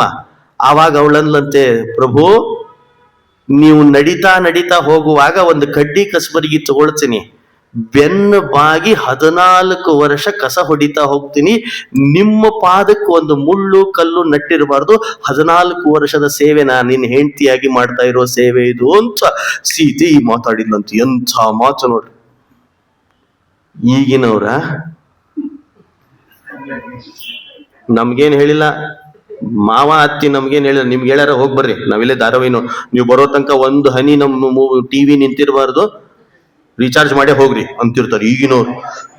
ಸೀತೆ ಸೀತೆ ಅದೆಂಥ ಸೀತೆ ವಿಚಾರ. ಸೀತೆಯ ಮಾತಿನ ಮರ್ಮ ಹೇಗಿತ್ತು. ಸೀತೆ ಅಂತಿದ್ದಾಳೆ, ಪ್ರಭು ಬೆನ್ನು ಬಾಗಿ ಒಂದು ದಿವಸ ತಲೆ ಎತ್ತಿ ನೋಡ್ತಿದ್ದಿಲ್ಲಂತೆ, ಒಂದು ದಿವಸ ತಲೆ ಬಾಗಿ ಅವಳು ಎದುರು ಮಾತಾಡ್ತಿದ್ದ ನೋಡಿದ್ ರಾಮ, ನನಗೆ ಸೇವೆ ಗೊತ್ತಾಯ್ತು, ಒಂದು ಕಡ್ಡಿ ಕಸಬರಿಗೆ ತಗೊಳ್ತೀನಿ, ಇಡೀ ಇಡೀ ಇಡೀ ಅಯೋಧ್ಯೆ ಇಡೀ ಕಾಡಿನ ತುಂಬ ಪ್ರಾರಂಭ ಏನು ಅಂದ್ರೆ ಒಂದು ಮುಳ್ಳು ಒಂದು ಕಲ್ಲು ನನ್ನ ಪ್ರಭು ರಾಮನಿಗೆ ನಟ್ಟಿರಬಾರ್ದು, ಆ ತರ ಸೇವೆ ಮಾಡ್ತೀನಿ ಅಂತ ತಾಯಿ ಸೀತೆ ತಾನು ತ್ಯಾಗ ಮಾಡಿಬಿಟ್ಲಂತ. ಎಂಥ ತ್ಯಾಗ ಇದೆ ನೋಡ್ರಿ ಸೀತೆ ತ್ಯಾಗ. ಹೊರಟೇ ನಿಂತ್ಲು. ಸುಮ್ನೆ ಬಾಯಿ ಮಾತಲ್ಲಿ ಹೇಳೋರು ಇರ್ತಾರೆ ಕೆಲವರೆಲ್ಲ, ಬಾಯಿ ಮಾತಲ್ಲಿ ಪಾಪ ಏನ್ ಕಷ್ಟ ಆಗ್ತದೋ ಏನೋ, ನೀವೊಬ್ರು ಹೊಂಟಿರಿ ಅಳೋದೋಳು, ಬಾಯಲ್ಲಿ ನೀವೊಬ್ರು ಹೊಂಟಿರಿ ಅನ್ನೋದು, ಮತ್ತ ನಾನು ಬರ್ತೀನಿ ಅನ್ನೋದು, ಕಡಿ ಕಳಿಸಿ ಹೋಗಿ ಬರ್ರಿ ಅಂತ ಬಾಗ್ಲ ಹಾಕೊಂಡ್ಬಿಡ್ತೀವಿ ಆಮೇಲೆ. ಹಂಗ ಮಾಡಿದ್ದಲ್ಲ ಸೀತೆ, ನಿಖರವಾಗಿ ತಾನೇ ಹೊರಟ್ಲಂತ. ಯಾವಾಗ ರಾಮ ಹೊರಟ, ಸೀತೆ ಹೊರಟ್ಲು, ರಾಮನ ತ್ಯಾಗ, ಸೀತೆ ತ್ಯಾಗ. ಲಕ್ಷ್ಮಣ ಬ್ಯಾಗ್ ಹಿಡ್ಕೊಂಡು ಬಾಗ್ಲಕ್ ನಿಂತಿದ್ನಂತ. ನೋಡ್ರಿ ಹೇಗಿದೆ ಲಕ್ಷ್ಮಣ ತಮ್ಮ. ಈಗಿನ ತಮ್ಮಂದ್ರು ಅಣ್ಣಂದ್ರು ಇರ್ತಾರೆ ಅಪ್ಪ, ಭಯಾನಕ. ಲಕ್ಷ್ಮಣ ಬ್ಯಾಗ್ ಹಿಡ್ಕೊಂಡೇ ನಿಂತಿದ್ನಂತ. ನಾನು ಬರ್ತೇನೆ ಅಣ್ಣ ಅಂದ. ರಾಮ ಏನ್ ಅನ್ಬೇಕು, ದಡ್ಡ, ಇಲ್ಲಿ ಅಪ್ಪ ಅಮ್ಮನ್ ನೋಡೋರು ಯಾರು ಅನ್ನೋದು ರಾಮ. ನೋಡ್ರಿ ಹೇಗಿದೆ ಅಲ್ವೋ, ಇಲ್ಲಿ ಅಪ್ಪ ಅಮ್ಮನ್ ನೋಡ್ಕೊಳ್ಬೇಕು ಒಬ್ರು, ನಾನು ಕಾಡಿಗೆ ಹೋಗಿ ಬಂದ್ಬಿಡ್ತೀನಿ, ನೀನ್ ಇಲ್ಲೇ ಇರು, ನಾನು ಹಿಂಗ್ ಹೋಗಿ ಹಿಂಗ್ ಬರ್ತೀನಿ ಅನ್ನಂತ ರಾಮ. ಲಕ್ಷ್ಮಣ ಅಂದ, ರಾಮ ಸಿಂಹಾಸನದಲ್ಲಿ ಕೂತ ಅಣ್ಣನ ಜೊತೆ ಇರೋದು ಬ್ಯಾರೆ, ಎಲ್ಲಾರು ಬರ್ತಾರೆ. ಯಾವಾಗ್ಲೂ ಸಿಂಹಾಸನದಾಗ ಪದವಿ ಒಳಗಿದ್ದಾಗ ಎಲ್ಲಾರು ಬರ್ತಾರೆ. ನಿಜವಾದ ಬಂಧುಗಳು ಪದವಿ ಇಲ್ಲಾರ್ದಾಗ ಬಂದ್ರಂದ್ರ ಅವ್ರು ನಿಜವಾದ ಬಂಧುಗಳು. ಏನೂ ಇಲ್ಲಾರ್ದಾಗ ಬರ್ತಾರ ನೋಡು, ಅವಾಗ ಅವ್ರು ಬಂದ್ರಂದ್ರ ಅದು ನಿಜವಾದ ಬಂಧುತ್ವ. ರಾಮನಿಗೆ ಲಕ್ಷ್ಮಣ ಹೇಳ್ಬಿಟ್ನಂತೆ, ರಾಮ ನೀನ್ ಸಿಂಹಾಸನದಲ್ಲಿ ಕೂತಾಗ ನಿನ್ ಜೊತೆ ಅಡ್ಡಾಡಿ ಮಾಡಿ ಸೇವಕರು ಪರಿಚಾರಕರು ಸೈನಿಕರು ಎಲ್ಲಾರು ಇದ್ದೇ ಇರ್ತಾರ, ಅವಾಗ ಬರೋದೇನ್ ದೊಡ್ಡದಲ್ಲ ರಾಮ, ಈಗ ಬರಬೇಕು ಅಂತ ನಿಂತಂತ ಲಕ್ಷ್ಮಣ. ಯಾಕ? ಸೇವಾ ಮಾಡ್ಲಿಕ್ಕೆ ಅಂದವ. ನೋಡ್ರಿ ಹೇಗಿದೆ ರಾಮ, ನಿನ್ ಸೇವೆಗೆ ನಾನು ಬರ್ತೀನಿ, ನೀನ್ ಒಬ್ಬನೇ ಹೋಗೋ ಹಾಗಿಲ್ಲ ಅಂತ ನಿಂತಂತ. ಲಕ್ಷ್ಮಣನಿಗೆ ಎಷ್ಟು ಬಾರಿ ತಡದ್ನಂತೆ, ಎಷ್ಟು ಹೇಳಿದ್ರು ಲಕ್ಷ್ಮಣ ಬಿಡ್ಲಿಲ್ಲ, ಹೊರಟೇ ನಿಂತನಂತೆ. ಸರಿ, ಹೊರಡುವಾಗ ಯಾರಿಗೆ ಹೇಳಬೇಕು ಪಾಪ ಲಕ್ಷ್ಮಣ? ಮನೆಗೆ ಹೋಗಿ ತಾಯಿಗೆ ಹೇಳ್ಬೇಕಲ್ಲ. ತಾಯಿ ಅಯ್ಯೋ ಅವಳಂತೂ ಭಾರಿ ಮಾತು ಅವಳದು. ಸುಮಿತ್ರೆ ಹತ್ರ ಹೋಗಿ ಸಣ್ಣ ಹುಡುಗ ಇನ್ನು ಲಕ್ಷ್ಮಣ, ಅಮ್ಮ ಅಮ್ಮ ಅಮ್ಮ ಅಂತ 10 ಸಲ ಅನ್ನೋದು. ಏನ್ ಹೇಳಿ ಬಾಯಿ ಬಿಟ್ಟು ಅನ್ಲಕ್ಕಿ ಸುಮಿತ್ರೆ, ಏನ್ ಬಾಯರ ಬಿಡು ಅಮ್ಮ ಅಂತನ್. ಮತ್ತೆ ಎಲ್ಲಿ ಏನ್ ಮಾಡ್ಕೊಂಡ್ಬಿಡ್ತಾಳೆ ತಾಯಿ ಅಂತ ಅವನಿಗೂ ಕರಳು. ಸೀತೆ ಇದು ಸುಮಿತ್ರೆಗೆ ಒದ್ದಾಡಿದ್ನಂತೆ. ಅಮ್ಮ ನಾನು ಅಂತಿದ್ನಂತೆ. ಬಾಯಿ ಬಿಡೋ, ಏನಿದೆ ವಿಷಯ ಹೇಳು ಅಂತಿದ್ದಾಳೆ ಅಷ್ಟು ಗರ್ಜಿಸಿ. ಅಮ್ಮ ನಾನು ಈಗ 14 ವರ್ಷ ಅಣ್ಣನ ಜೊತೆ ಹೋಗಿ ಬಂದ್ಬಿಡ್ತೀನಿ ಫಾಸ್ಟ್ ಹೇಳಿದ್ನಂತ. ಅಂದ್ರ ಬೇಗ ಕೇಳಿ ಬಿಟ್ಬಿಡ್ಬೇಕು ಅಂತ. ಆವಾಗ ಸುಮಿತ್ರೆ ಅಂತಿದ್ದಾಳೆ, ಎಂಥ ಮಾತು. ಸುಮಿತ್ರೆ ಅನ್ಲು, ನಿನ್ನನ್ನು ಹಡ್ದದ್ದೇ ರಾಮನ್ ಸೇವೆಗೆ, ನೀ ಹೋಗಿದ್ದಿಲ್ಲ ನಾನೇ ದಬ್ತಿದ್ದೆ ಅನ್ಲಂತ. ಎಂಥ ಮಾತು! ನಿನ್ನನ್ನು ಹಡ್ದದ್ದ ರಾಮನ್ ಸೇವೆಗೆ, ನೀನಾಗೆ ಹೋಗ್ತೀನಿ ಅಂದಿ, ಇಲ್ಲ ನಾನಾಗೆ ದಬ್ತಿದ್ದೆ ನಿನ್ನನ್ನ, ಎಚ್ಚರಲ್ಲಿ ಹೋಗ್ ರಾಮನ್ ಸೇವೆ ಮಾಡ್ಕೊಂಬ ಅನ್ಲಂತ. ಎಂಥ ಮಾತು ಸುಮಿತ್ರೆ. ಲಕ್ಷ್ಮಣ ಅಷ್ಟು ಹೇಳೋದಕ್ಕೂ ಪುಟುದೇ ನಿಂತಂತೆ. ಮೊದಲೇ ಹೋಗ್ಲಿಕ್ಕೆ ನಿಂತಿದ್ದ, ತಾನು ಹೊರಟ. ಹಾಗಾದ್ರೆ ಗುರುವರ್ಥೆ ತೆಕ್ತ ರಾಜ್ಯ, ರಾಮನಿಗಾಗಿ ರಾಜ್ಯತ್ಯಾಗ ಲಕ್ಷ್ಮಣನೂ ಮಾಡಿದ್ನಂತ. ಇನ್ನೂ ರಾಮನ್ ಜೊತೆ ಒಂದು ಹಂತದಲ್ಲಿ ಸೀತೆ ಬಂದಾಳ. ಅವನಿಗಿಂತ ಒಂದು ತ್ಯಾಗ ಲಕ್ಷ್ಮಣದ್ದು. ಊರ್ಮಿಳೆನ ಇಲ್ಲೇ ಬಿಟ್ಟು ಹೋಗಿದ್ನಂತ. ನೋಡಿದ್ರೆ ಆಗಾಗ ಮದುವೆ ಆಗಿತ್ತು, ಆಗ್ತಾನೆ ಮದುವೆ ಆಗಿದೆ. ಆಗ್ತಾನೆ ಮದುವೆ ಆದ ಊರ್ಮಿಳೆಯನ್ನ ಅಲ್ಲೇ ತ್ಯಾಗ ಮಾಡಿ, ಇಲ್ಲಿರು ನೀನು ತಂದೆ ತಾಯಿ ಹತ್ರ ಅಂತ ಲಕ್ಷ್ಮಣ ರಾಮನ್ ಜೊತೆ ಹೊರಟಂತ. ಎಂಥ ತ್ಯಾಗ!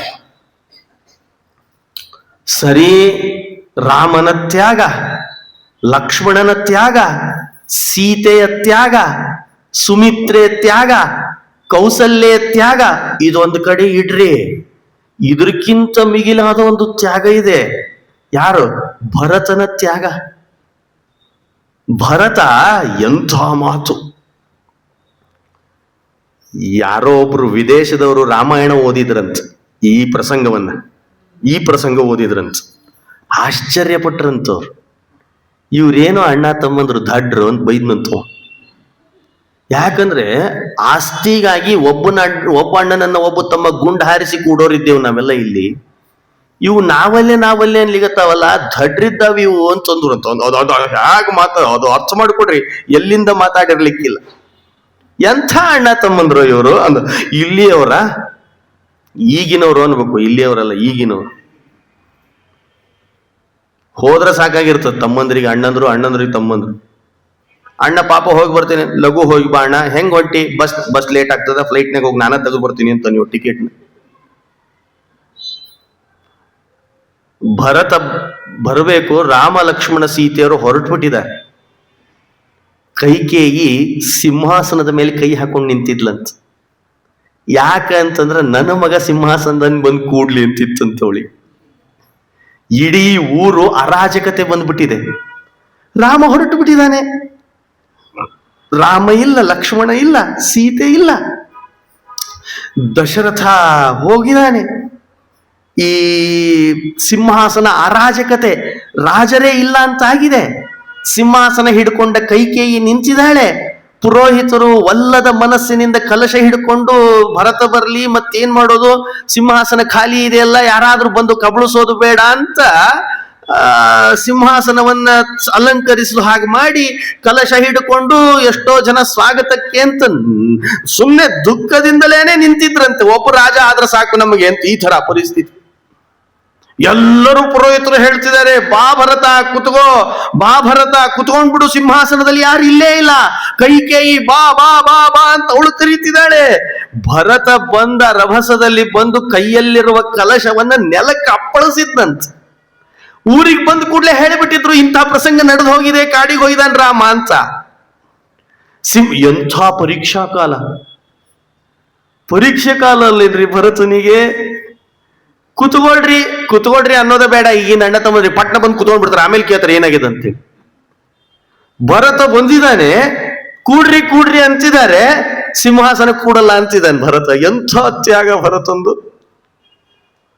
ಭರತ ಕೇಳಿದ ಎಲ್ಲೋಗೆ ನನ್ನ ಅಣ್ಣ ಅಂತ ಕೇಳ್ತಿದ್ದಾನೆ. ಏನಾಗಿದೆ ಈ ರಾಜ್ಯಕ್ಕೆ ಅಂತ ಕೇಳ್ತಿದ್ದಾನೆ. ಎಲ್ಲರೂ ಹೇಳೇ ಬಿಟ್ರಂತೆ, 14 ವರ್ಷ ಕಾಡಿಗೆ ಹೋಗ್ಬೇಕು ಅಂತ ನಿಮ್ಮಮ್ಮ ಹೊರ ಕೇಳ್ಯಾಳ ಅಂದ್ಬಿಟ್ರಂತ. ನೀನು ಸಿಂಹಾಸನದಲ್ಲಿ ಕೂಡಬೇಕಂತೆ ಅಂತ ಕೇಳ್ಯಾಳೆ ಅಂತ ಹೇಳಿಬಿಟ್ರಂತೆ.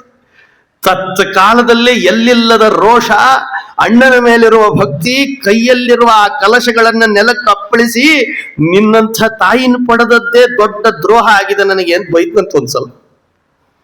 ತಾಯಿಯ ನೀನು ಏನ್ ಮಾಡಿದ್ದ ನನ್ನ ಅಣ್ಣ ರಾಮ ಅಂತ ಕೇಳಿದ್ನಂತೆ ಭರತ ತಾಯಿಗೆ, ಕೈಕೇಯಿಗೆ. ಮುಖ ತಗ್ಗಿಸಿದವಳು ಎತ್ಲಿಕ್ಕೆ ಆಗ್ತಿಲ್ಲ, ಮೊದಲೇ ಒಂದು ಮಾತು ಹೇಳಿಬಿಟ್ಟಿದ್ದಾನೆ ರಾಮ. ಆವಾಗಲೇ ಶಪಥ ಮಾಡಿದ್ನಂತೆ, ಇವತ್ತೇ ನಾನು ರಾಮನ ಅಣ್ಣನನ್ನು ಕರ್ಕೊಂಡು ಬರ್ಲಿಕ್ಕೆ ಹೋಗ್ತೀನಿ, ಸಿಂಹಾಸನದಲ್ಲಿ ನಾನು ಕೂಡಲ್ಲ. ಎಂಥ ತ್ಯಾಗ. ಹೋದ ರಾಮನ ಹತ್ರ, ಬಾ ಅಂತ ಗೋಗರದ್ನಂತೆ, ಬಾ ರಾಮ, ನೀ ಬರದೇ ಇದ್ರೆ ಸರ್ವಥಾ ನಾ ಸಿಂಹಾಸನದಲ್ಲಿ ಕೂಡಲ್ಲ. ಅವಾಗ್ಲೂ ಪರೀಕ್ಷಾ ಕಾಲ. ರಾಮ ಹೇಳಿಬಿಟ್ನಂತೆ, ನೋಡೋ ಭರತ, ನಾನೀಗ ಅಪ್ಪ ಹೇಳ್ಯಾನ 14 ವರ್ಷ ಹೋಗಿ ಬಂದ್ಬಿಡ್ತೀನಿ, ಆಮೇಲೆ ನೀನ್ ಸಿಂಹಾಸನದಲ್ಲಿ ಕೂತ್ಕೋ, ನಾ ಬಂದ್ಮೇಲೆ ನೋಡೋಣ ಅಂತ. ಹಾಗೆ ಹೋಗು, ನೀ ಸಿಂಹಾಸನದಲ್ಲಿ ಕೂತ್ಕೋ ಅಂತ ಮತ್ತೆ ರಾಮನೂ ಹೇಳಿದ್ನಂತ. ಆವಾಗ ರಾಮ ಹೇಳಿದ ಭರತ ಅನ್ನಂತೆ, ಬೇಕಾದ್ದಾಗ್ಲಿ, ನೀನೇ ಸಿಂಹಾಸನದಲ್ಲಿ ಕೂತ್ಕೊಳ್ಬೇಕು. ಅಪ್ಪನ ಮನಸ್ಸಿನಲ್ಲಿ ಇದಿತ್ತು, ನೀ ಕೂಡಬೇಕು ಅಂತಿತ್ತು. ನೀನೊಂದ್ ಕೆಲಸ ಮಾಡು, ನಿನ್ನ ಪಾದುಕೆ ಕೊಡು, ಅದನ್ನ ಇಡ್ತೇನೆ ಹೊರತಾಗಿ ನಾನಂತರೂ ಸಿಂಹಾಸನದಲ್ಲಿ ಕೂಡಲ್ಲ. ಎಂಥ ತ್ಯಾಗ. ಪರೀಕ್ಷಾ ಕಾಲ, ತ್ಯಾಗ. ಹೋಗಿ ಭರತನ ಆ ಸಿಂಹಾಸನದ ಮೇಲೆ ಭರತ ರಾಮನ ಪಾದುಕೆ ಇಟ್ಟು ನಂದಿಗ್ರಾಮದಲ್ಲಿ ಗುಡಿಸಲು ಹಾಕೊಂಡು ಕೂತ ಹೊರತಾಗಿ ಒಂದು ದಿವಸನು ಆ ಸಿಂಹಾಸನದ ಹತ್ರ ಹೋಗಿ ಕೂತ್ಕೊಳ್ಳಿಲ್ಲ. ನೋಡಿದ್ರ ಎಂಥ ತ್ಯಾಗ, ಭರತನ ತ್ಯಾಗ. ರಾಮನ ತ್ಯಾಗ, ಭರತನ ತ್ಯಾಗ, ಲಕ್ಷ್ಮಣನ ತ್ಯಾಗ, ಅದಕ್ಕೆ ಹೇಳಿದ್ದು ತ್ಯಾಗೇ ನೈಕೆ ಅಮೃತತ್ವ ಮಾನಟು ಗುರುವರ್ಥೇ ತ್ಯಕ್ತ ರಾಜ್ಯ. ಒಂದು ಪದ ಎಷ್ಟು ತಿಳಿಸಿಕೊಡುತ್ತದೆ. ಇಷ್ಟೇನ ತ್ಯಾಗ ಅಂದ್ರೆ? ಹುಡುಗ್ರ ಇಲ್ಲಿಗೆ ಮುಗೀತಾ? ಇಲ್ಲ ಅಂತಾರೆ. ಜಟಾಯು ಪ್ರಾಣತ್ಯಾಗವೇ ಮಾಡ್ತಂತ. ನೋಡಿದ್ರ ಹೇಗಿದೆ? ಪ್ರಾಣತ್ಯಾಗ ಮಾಡ್ತಂತೆ ಜಟಾಯು.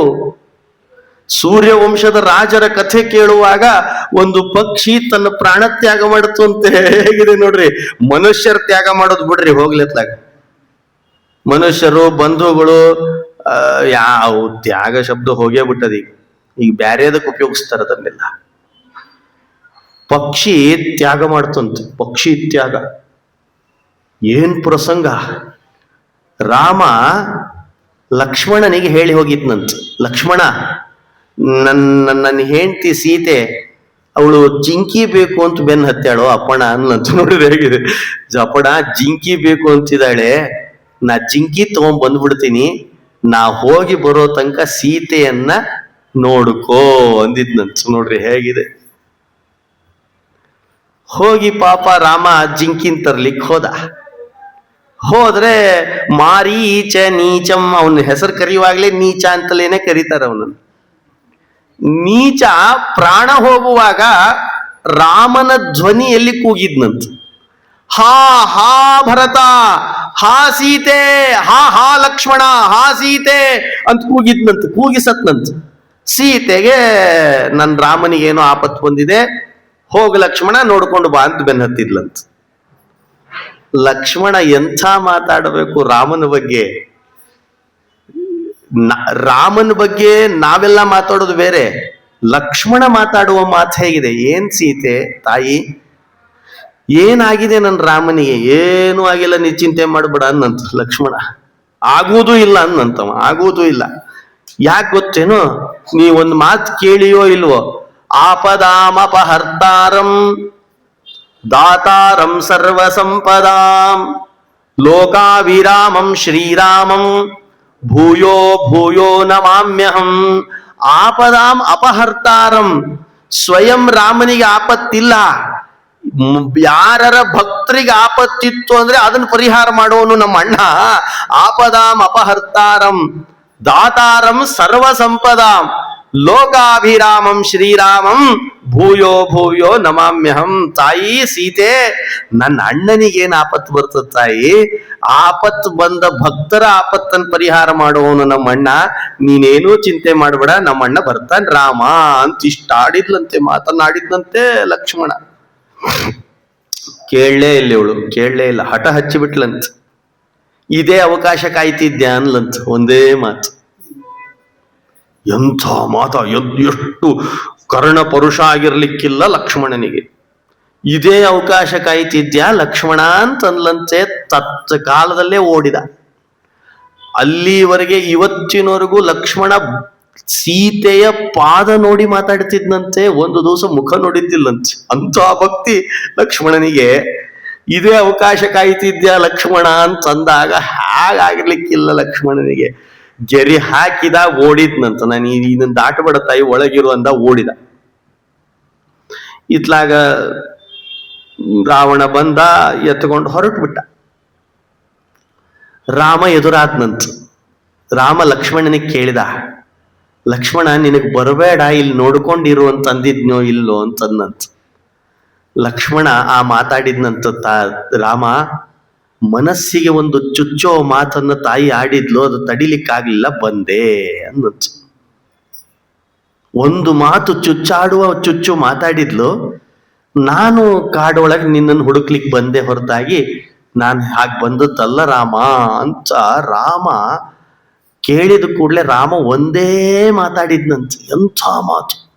ಹಂಗ ಆಡಿರುವ ಮಾತನ್ನು ಬಾರಿ ಬಾರಿ ಮಾತಾಡ್ತಿದ್ದಿಲ್ಲಂತ ರಾಮ. ಒಂದನ್ನಂತ, ಲಕ್ಷ್ಮಣ ನನ್ನ ಮಾತಿಗಿಂತ ಸೀತೆ ಮಾತೆ ದೊಡ್ಡದಾತಲ್ಲ ನಿನಗೆ ಅನ್ನಂತ ಅಷ್ಟೇ. ಅವತ್ತಿನಿಂದ ಒಂದು ಚಕಾರ ತೆಗೆದಿದ್ದಿಲ್ಲ ಅಲ್ಲ ಲಕ್ಷ್ಮಣನಿಗೆ. ಹೇಳ್ಬೋದಿತ್ತೋ ಇಲ್ಲೋ, ಸಿಕ್ಕಾಗಿಲ್ಲ, ನಿನ್ನಿಂದ ನನ್ನ ಹೆಂಡ್ತಿನ ಕಳ್ಕೊಂಡೆ, ನಿನ್ನಿಂದ ನನ್ನ ಹೆಂಡ್ತಿನ ಕಳ್ಕೊಂಡೆ ಅನ್ಬೋದಿತ್ತೋ ಇಲ್ಲೋ. ಹೇಗಿದೆ ಒಂದೇ ಮಾತು. ಆಮೇಲಿಂದ ಒಂದು ಚಕಾರ ತೆಗಿಲಿಲ್ಲಂತೆ ರಾಮ ಲಕ್ಷ್ಮಣನಿಗೆ. ರಾಮ ಅನ್ನಂತೆ, ನನ್ನ ಮಾತಿಗಿಂತ ಸೀತೆ ಮಾತೆ ದೊಡ್ಡದಾಯ್ತಲ್ಲ ನಿನಗೆ ಅಂತಂದಂತ. ಅಷ್ಟೇ, ಮುಗಿದೋಯ್ತು. ನಮ್ಮ ಮನ್ಯಾಗಿರ್ತಾರ, ಒಂದು ಸಲ ಅಪ್ಪಿ ತಪ್ಪಿ ಕೈ ತಪ್ಪಿ ಉಪ್ಪಿನಕಾಯಿ ಗಡಿಗೆ ಒಡೆದು ಬಿಟ್ವಿ ಅಂದ್ರೆ ಉಪ್ಪಿನಕಾಯಿ ನೆನಪಾದಾಗೆಲ್ಲ ಅಂತಿರ್ತಾರೆ, ಎಷ್ಟು ಚಲೋ ಗಡಿಗೆ ಇತ್ತು ನಮ್ಮ ಮನೆಯವರ ಒಡೆದದ್ದು. ಕೂತಾರಲ್ಲ, ಇಲ್ಲೇ ಕೂತಿದ್ದು ನಿಮ್ಗಲ್ಲ, ಒಟ್ಟು ಎಲ್ಲರಿಗೂ ಕೂತಾರ ನೋಡಿ. ಇವ್ರ ಗಡಿ ಬಿಡಿ ಮಾಡ್ತಾರ, ಉಪ್ಪಿನಕಾಯಿ ಗಡಿಗೆ ಹೊಡೆದಾರ, ಗಡಿ ಬಿಡಿ ಮಾಡ್ತಾರ, ಉಪ್ಪಿನಕಾಯಿ ಗಡಿಗೆ ಹೊಡೆದ. ಆ ಮುಖ ನೋಡಿದ್ರೆ ಹಿಂಸೆ ಆಗಿರುತ್ತೆ, 4 ದಿವಸ ಊಟನೇ ಹೋಗಲ್ಲ. ಮೊದ್ಲೇ ಹೋಗ್ತಿರಲ್ಲ, ಯಾಕಂದ್ರೆ 8 ಸಲ ನೋಡಿರ್ತಾರ ಮುಖನ. ಇವರೇ ಹೊಡೆದದ್ದು. ಯಾವಾಗ ಉಪ್ಪಿನಕಾಯಿ ಗಡಿಗೆ ನೆನಪಾಗ್ತದ, ಅವಾಗ ಬೈತೀವ್ ನಾವು. ಆದ್ರೆ ರಾಮ ಅಂದ, ಒಂದೇ ಮಾತಾಡಿದ್ನಂತ, ಲಕ್ಷ್ಮಣ ಸೀತೆ ಮಾತಿಗಿಂತ ನನ್ನ ಮಾತೆ ದೊಡ್ಡದಾತಲ್ಲ ಅಂತ ಒಂದು ಮಾತಾಡಿ ಹೊರಟ್ನಂತ. ಇಷ್ಟರ ಮಧ್ಯದಲ್ಲಿ ತ್ಯಾಗ ಮನೋಭಾವ ಹೇಳಲಿಕ್ಕೆ ಜಟಾಯು ವಿಷಯ ಹೇಳಬೇಕಾಗಿದೆ ಅಲ್ಲ. ಜಟಾಯು ಹಾರ್ತಂತೆ, ರಾವಣ ಎತ್ಕೊಂಡು ಹೋಗುವಾಗ ಹಾರಿ ಹೋರಾಡ್ತಂತೆ. ರಾಮ ಜಟಾಯುಗೂ ಹೇಳಿ ಹೋಗಿದ್ನಂತೆ, ಯಾಕಂದ್ರೆ ಭಾರಿ ಕಣ್ಣು ಅದ್ರದ್ದು. ಗೃಧ್ರ ಅಂದ್ರೆ ಹದ್ದು, ಅದ್ರ ಕಣ್ಣು ಬಹಳ ಸೂಕ್ಷ್ಮ. ಹೇಳಿದ್ನಂತೆ, ಆವಾಗ ಜಟಾಯು ಪಕ್ಷಿ ರಾವಣನ ಒಟ್ಟಿಗೆ ಯುದ್ಧ ಆಡ್ತಂತೆ. ಎಂಥ ಯುದ್ಧ! ಅಲ್ಲಿ ಬರೆಯುವಾಗ ಮಾತು ಜಹಿ ಜಹಿ ಈ ಮಾತು ಬರ್ತಿತ್ತಂತೆ ಜಟಾಯುವಿನ ಬಾಯಿ. ಜಹಿ ಜಹಿ ಜಹಿ ಅಂತಿದ್. ಬಿಡು ಬಿಡು ಬಿಡು ನನ್ನ ಮಾತೆ ಸೀತೆಯನ್ನು ಬಿಟ್ಟು ಬಿಡು, ರಾಮನ ಹೆಂಡತಿ ಸೀತೆಯನ್ನು ಬಿಡು ಬಿಡು ಅಂತ ದೂರ ಹಾರೋದು, ಬೆನ್ನಿಗೆ ಬಂದು ಹಾಕಿ ಕುಕ್ಕೋದಂತೆ. ದೂರ ಹಾರೋದು, ಬೆನ್ನಿಗೆ ಬಂದು ಹಾಕಿ ಕುಕ್ಕೋದಂತೆ. ಕುಕ್ಕಿ ಕುಕ್ಕಿ ಆ ರಾವಣನನ್ನ ಒಂದು ಹಂತದಲ್ಲಿ ರಾವಣ ಒಂದು ವಿಚಾರ ಮಾಡಿದ್ದಂತೆ, ಅಲ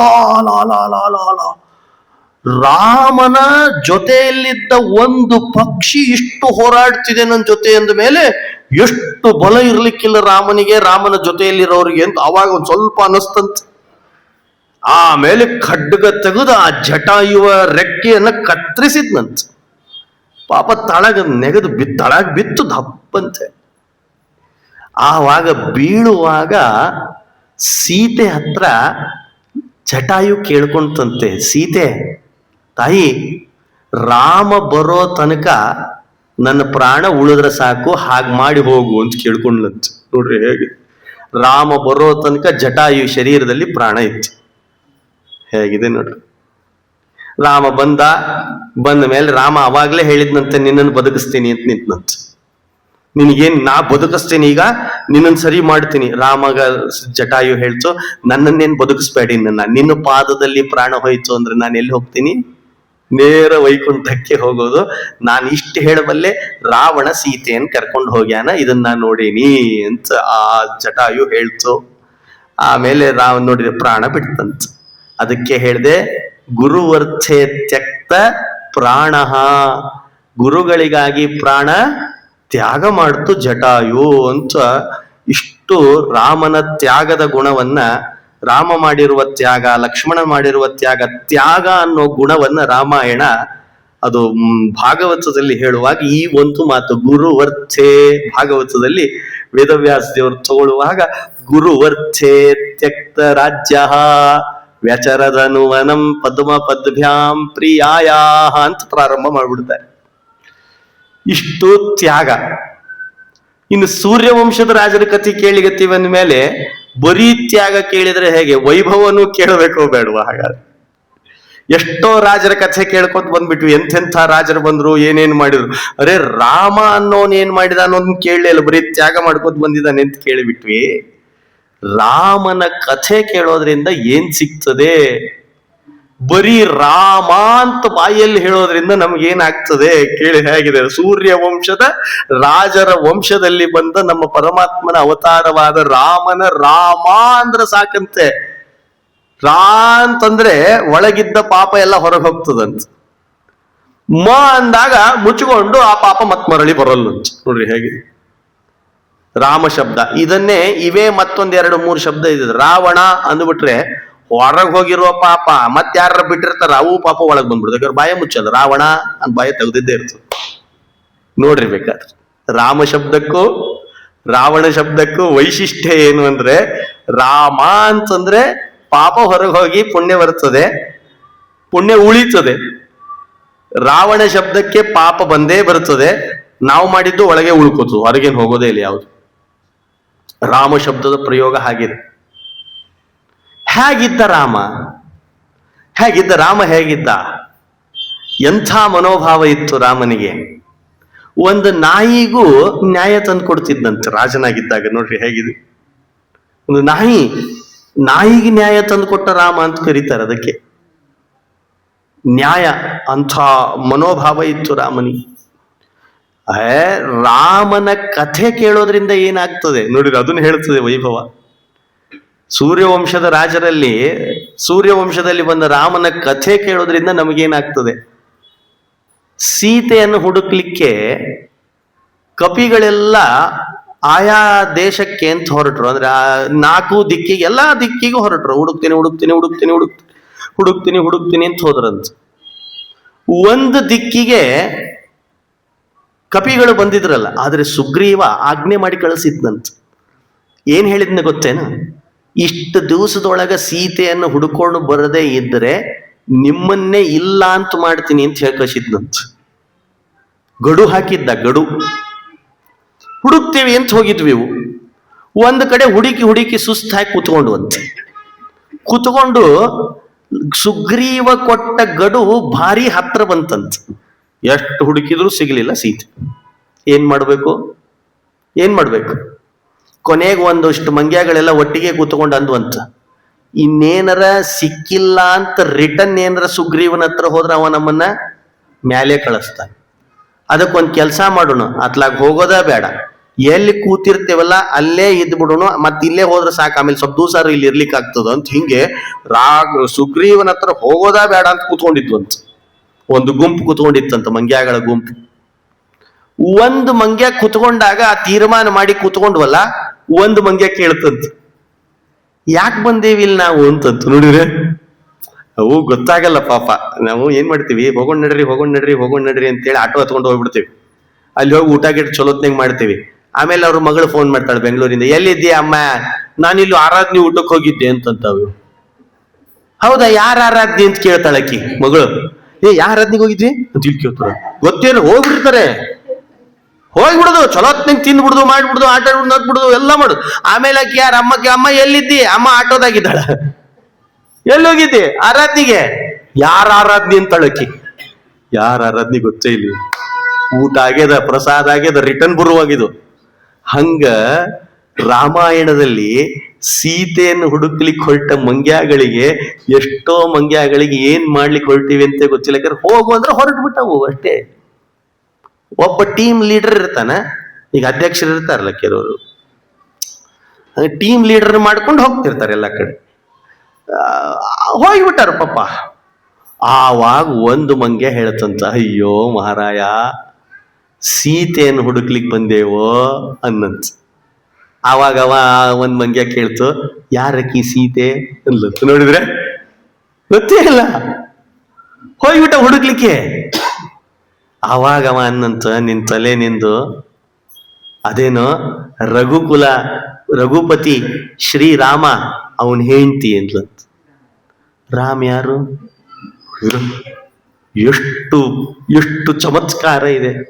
ಆವಾಗ ಆ ಒಂದು ಮಂಗ್ಯ, ಹಿರಿಯ ಮಂಗ್ಯ ತಲೆ ಸೂರ್ಯವಂಶದ ರಾಜರ ಕಥೆಗಳನ್ನು ಕೇಳಿ, ಅಲ್ಲಿ ಒಬ್ಬ ದಶರಥನ ಮಗನಾಗಿ ರಾಮನ ಹೆಂಡತಿ ಸೀತೆ, ಅವಳನ್ನ ರಾವಣ ಎತ್ಕೊಂಡು ಹೋಗ್ಯಾನ, ಹುಡುಕ್ಲಿಕ್ಕೆ ಬಂದೀವಿ ಅಂತ ಅರ್ಧ ರಾಮಾಯಣ ಆಗಿತ್ತಂತಲ್ಲಿ ತನಕ. ಅರ್ಧ ರಾಮಾಯಣ ನಡೆದ ಕಥೆಯನ್ನ ಒಂದು ಮಂಗ್ಯ ಎಲ್ಲಾ ಮಂಗ್ಯನ ಕೂಡಿಸ್ಕೊಂಡು ರಾಮಾಯಣ ಹೇಳ್ತಂತ. ಈ ರಾಮಾಯಣ ಕೇಳ್ತಾ ಕೂತಿತ್ತಲ್ಲ ಎಲ್ಲರೂ ಕೂಡ. ರಾಮಾಯಣ ಕೇಳೋದ್ರಿಂದ, ರಾಮನ ವಿಷಯ ಕೇಳೋದ್ರಿಂದ ಜೀವನದಲ್ಲಿ ಜಿಗುಪ್ಸೆ ಬಂದಿರ್ತದಲ್ಲ, ಜೀವನದಲ್ಲಿ ಮನುಷ್ಯನ ನೀನೇನೂ ಬೇಡ, ನಾ ಸತ್ತ ಹೋಗ್ತೀನಿ ಅಂತ ಅನ್ನೋ ಇರ್ತಾನಲ್ಲ, ಅವನು ಚಿಗುರಿ ಮತ್ತು ಹೊಸ ಜೀವನ ನಡೆಸ್ಲಿಕ್ಕೆ ಸ್ಟಾರ್ಟ್ ಮಾಡ್ತಾನಂತ. ಅದು ರಾಮನ ಕಥೆ ಪ್ರಭಾವ ಅಂತಿದ್ದಾರೆ ವೇದವ್ಯಾಸರು. ಹೇಗಿದೆ, ಏನ್ ನಡೀತು ಅಂದ್ರೆ, ಇಷ್ಟು ನಡೆದಾಗ ಅಲ್ಲಿ ಪಕ್ಷಿ, ಇನ್ನೊಂದು ಜಟಾಯು ಮುಗಿದು ಹೋಗ್ಯದಲ್ಲ, ಇನ್ನೊಂದು ಪಕ್ಷಿ ರೆಕ್ಕೆ ಕಡ್ದಿತ್ತಲ್ಲ, ಕತ್ತರಿಸಿ ತಳಗ್ ಬಿದ್ದಿತ್ತಂತ. ಆ ಪಕ್ಷಿ ಈ ಕಪಿಗಳು ಹೇಳುವ, ಒಂದು ಮಂಗ್ಯ ಹೇಳುವ ಕಥೆ ರಾಮಾಯಣ ಕೇಳ್ತಾ ಕೇಳ್ತಾ ಕೇಳ್ತಾ ಕೇಳ್ತಾ ಅರ್ಧ ರಾಮಾಯಣಕ್ಕೆ ಬಂದಾಗ ಆ ಪಕ್ಷಿಯ ರೆಕ್ಕೆ ಚಿಗಿರಿ ಚಿಗಿರಿ ಚಿಗಿರಿ ಬಂದಿತ್ತಂತ. ನೋಡ್ರಿ, ರಾಮಾಯಣ ಕೇಳಿ ಇನ್ನೇನ್ ಸತ್ಯ. ಪಕ್ಷಿಗಳಿಗೆ ರೆಕ್ಕೆ ಇಲ್ಲ ಅಂದ್ರೆ ಇನ್ನೇನ್ ಕತೆ? ತತ್ ಕಾಲದಲ್ಲಿ ಆ ರೆಕ್ಕೆ ಚಿಗುರ್ತಂತೆ. ಆವಾಗ ಅದು ತೆವಲ್ತಾ ತೆವಲ್ತಾ ತೆವಲ್ತಾ ಮಂಗ್ಯಾನ ಹತ್ರ ಬಂದು ಹೇಳ್ತಂತೆ, ಇನ್ನೊಂದ್ಸಲ ರಾಮಾಯಣ ಹೇಳು, ನಂದು ಇಷ್ಟು ಕೇಳಿದ್ದಕ್ಕೆ ಸಂಪೂರ್ಣ ರೆಕ್ಕೆ ಬಲಿತದೆ ಅಂತ ನಿಂತತ್. ಹಾಗಾದ್ರೆ ಜೀವನವೇ ಬೇಡ ಅಂತನ್ನುವ ಪ್ರಸಂಗದಲ್ಲಿ, ಪಕ್ಷಿಯ ರೆಕ್ಕೆ ಕತ್ತರಿಸಿದ ಸಂದರ್ಭದಲ್ಲಿ, ಪ್ರಾಣ ಹೋಗುವ ಸಂದರ್ಭದಲ್ಲಿ ರಾಮಾಯಣ, ಅರ್ಧ ರಾಮಾಯಣ ಕೇಳಿದ್ರೇನೆ, ರಾಮನ ವಿಷಯ ಕೇಳಿದ್ರನೆ ಚಿಗುರಿ ಹಾರಿ ಆಕಾಶ ಮಟ್ಟಕ್ಕೆ ಹಾರುವಂತಹ ಜೀವನ ನಡೆಸ್ತದೆ ಪಕ್ಷಿಗೆ. ಅಂದ್ರೆ ಈ ರಾಮನ ಕಥೆ ಎಷ್ಟು ಪ್ರಭಾವ ಇರ್ಲಿಕ್ಕಿಲ್ಲ. ಅದಕ್ಕೆ ರಾಮನ ಕಥೆ ಕೇಳ್ಬೇಕಂತ. ಒಂದು ಕಥೆ ಹೇಳಿರ್ತೀನಿ.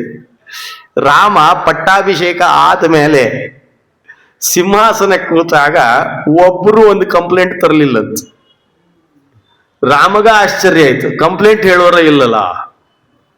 ಈಗ ಒಂದೊಂದು ಸ್ಥಾನಕ್ಕೆ ಕೂತಾಗ ಕಂಪ್ಲೇಂಟ್ ಬರ್ಲಿಲ್ಲ ಅಂದ್ರೆ ಬೇಸರ. ಇದು ಇರೋದೇ ಸ್ಥಾನ ಕಂಪ್ಲೇಂಟ್ ಕೇಳಲಿಕ್ಕೆ.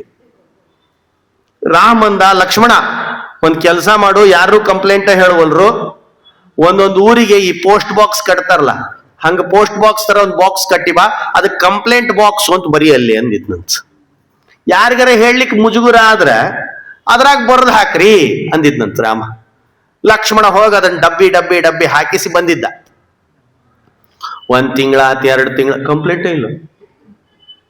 ರಾಮಗ ಒಂದ್ಸಲ ಮುಜುಗುರ ಆಯ್ತಂತ. ಲಕ್ಷ್ಮಣನಿಗೆ ಹೇಳಿದ, ಲಕ್ಷ್ಮಣ ಒಂದರ ಕಂಪ್ಲೇಂಟ್ ತರಲಿಲ್ಲ ಅಂದ್ರೆ ನೋಡಿ ನಿನ್ನನ್ನು ಓಡಿಸೇ ಬಿಡ್ತೀನಿ ಎಂದಿದ್ದು.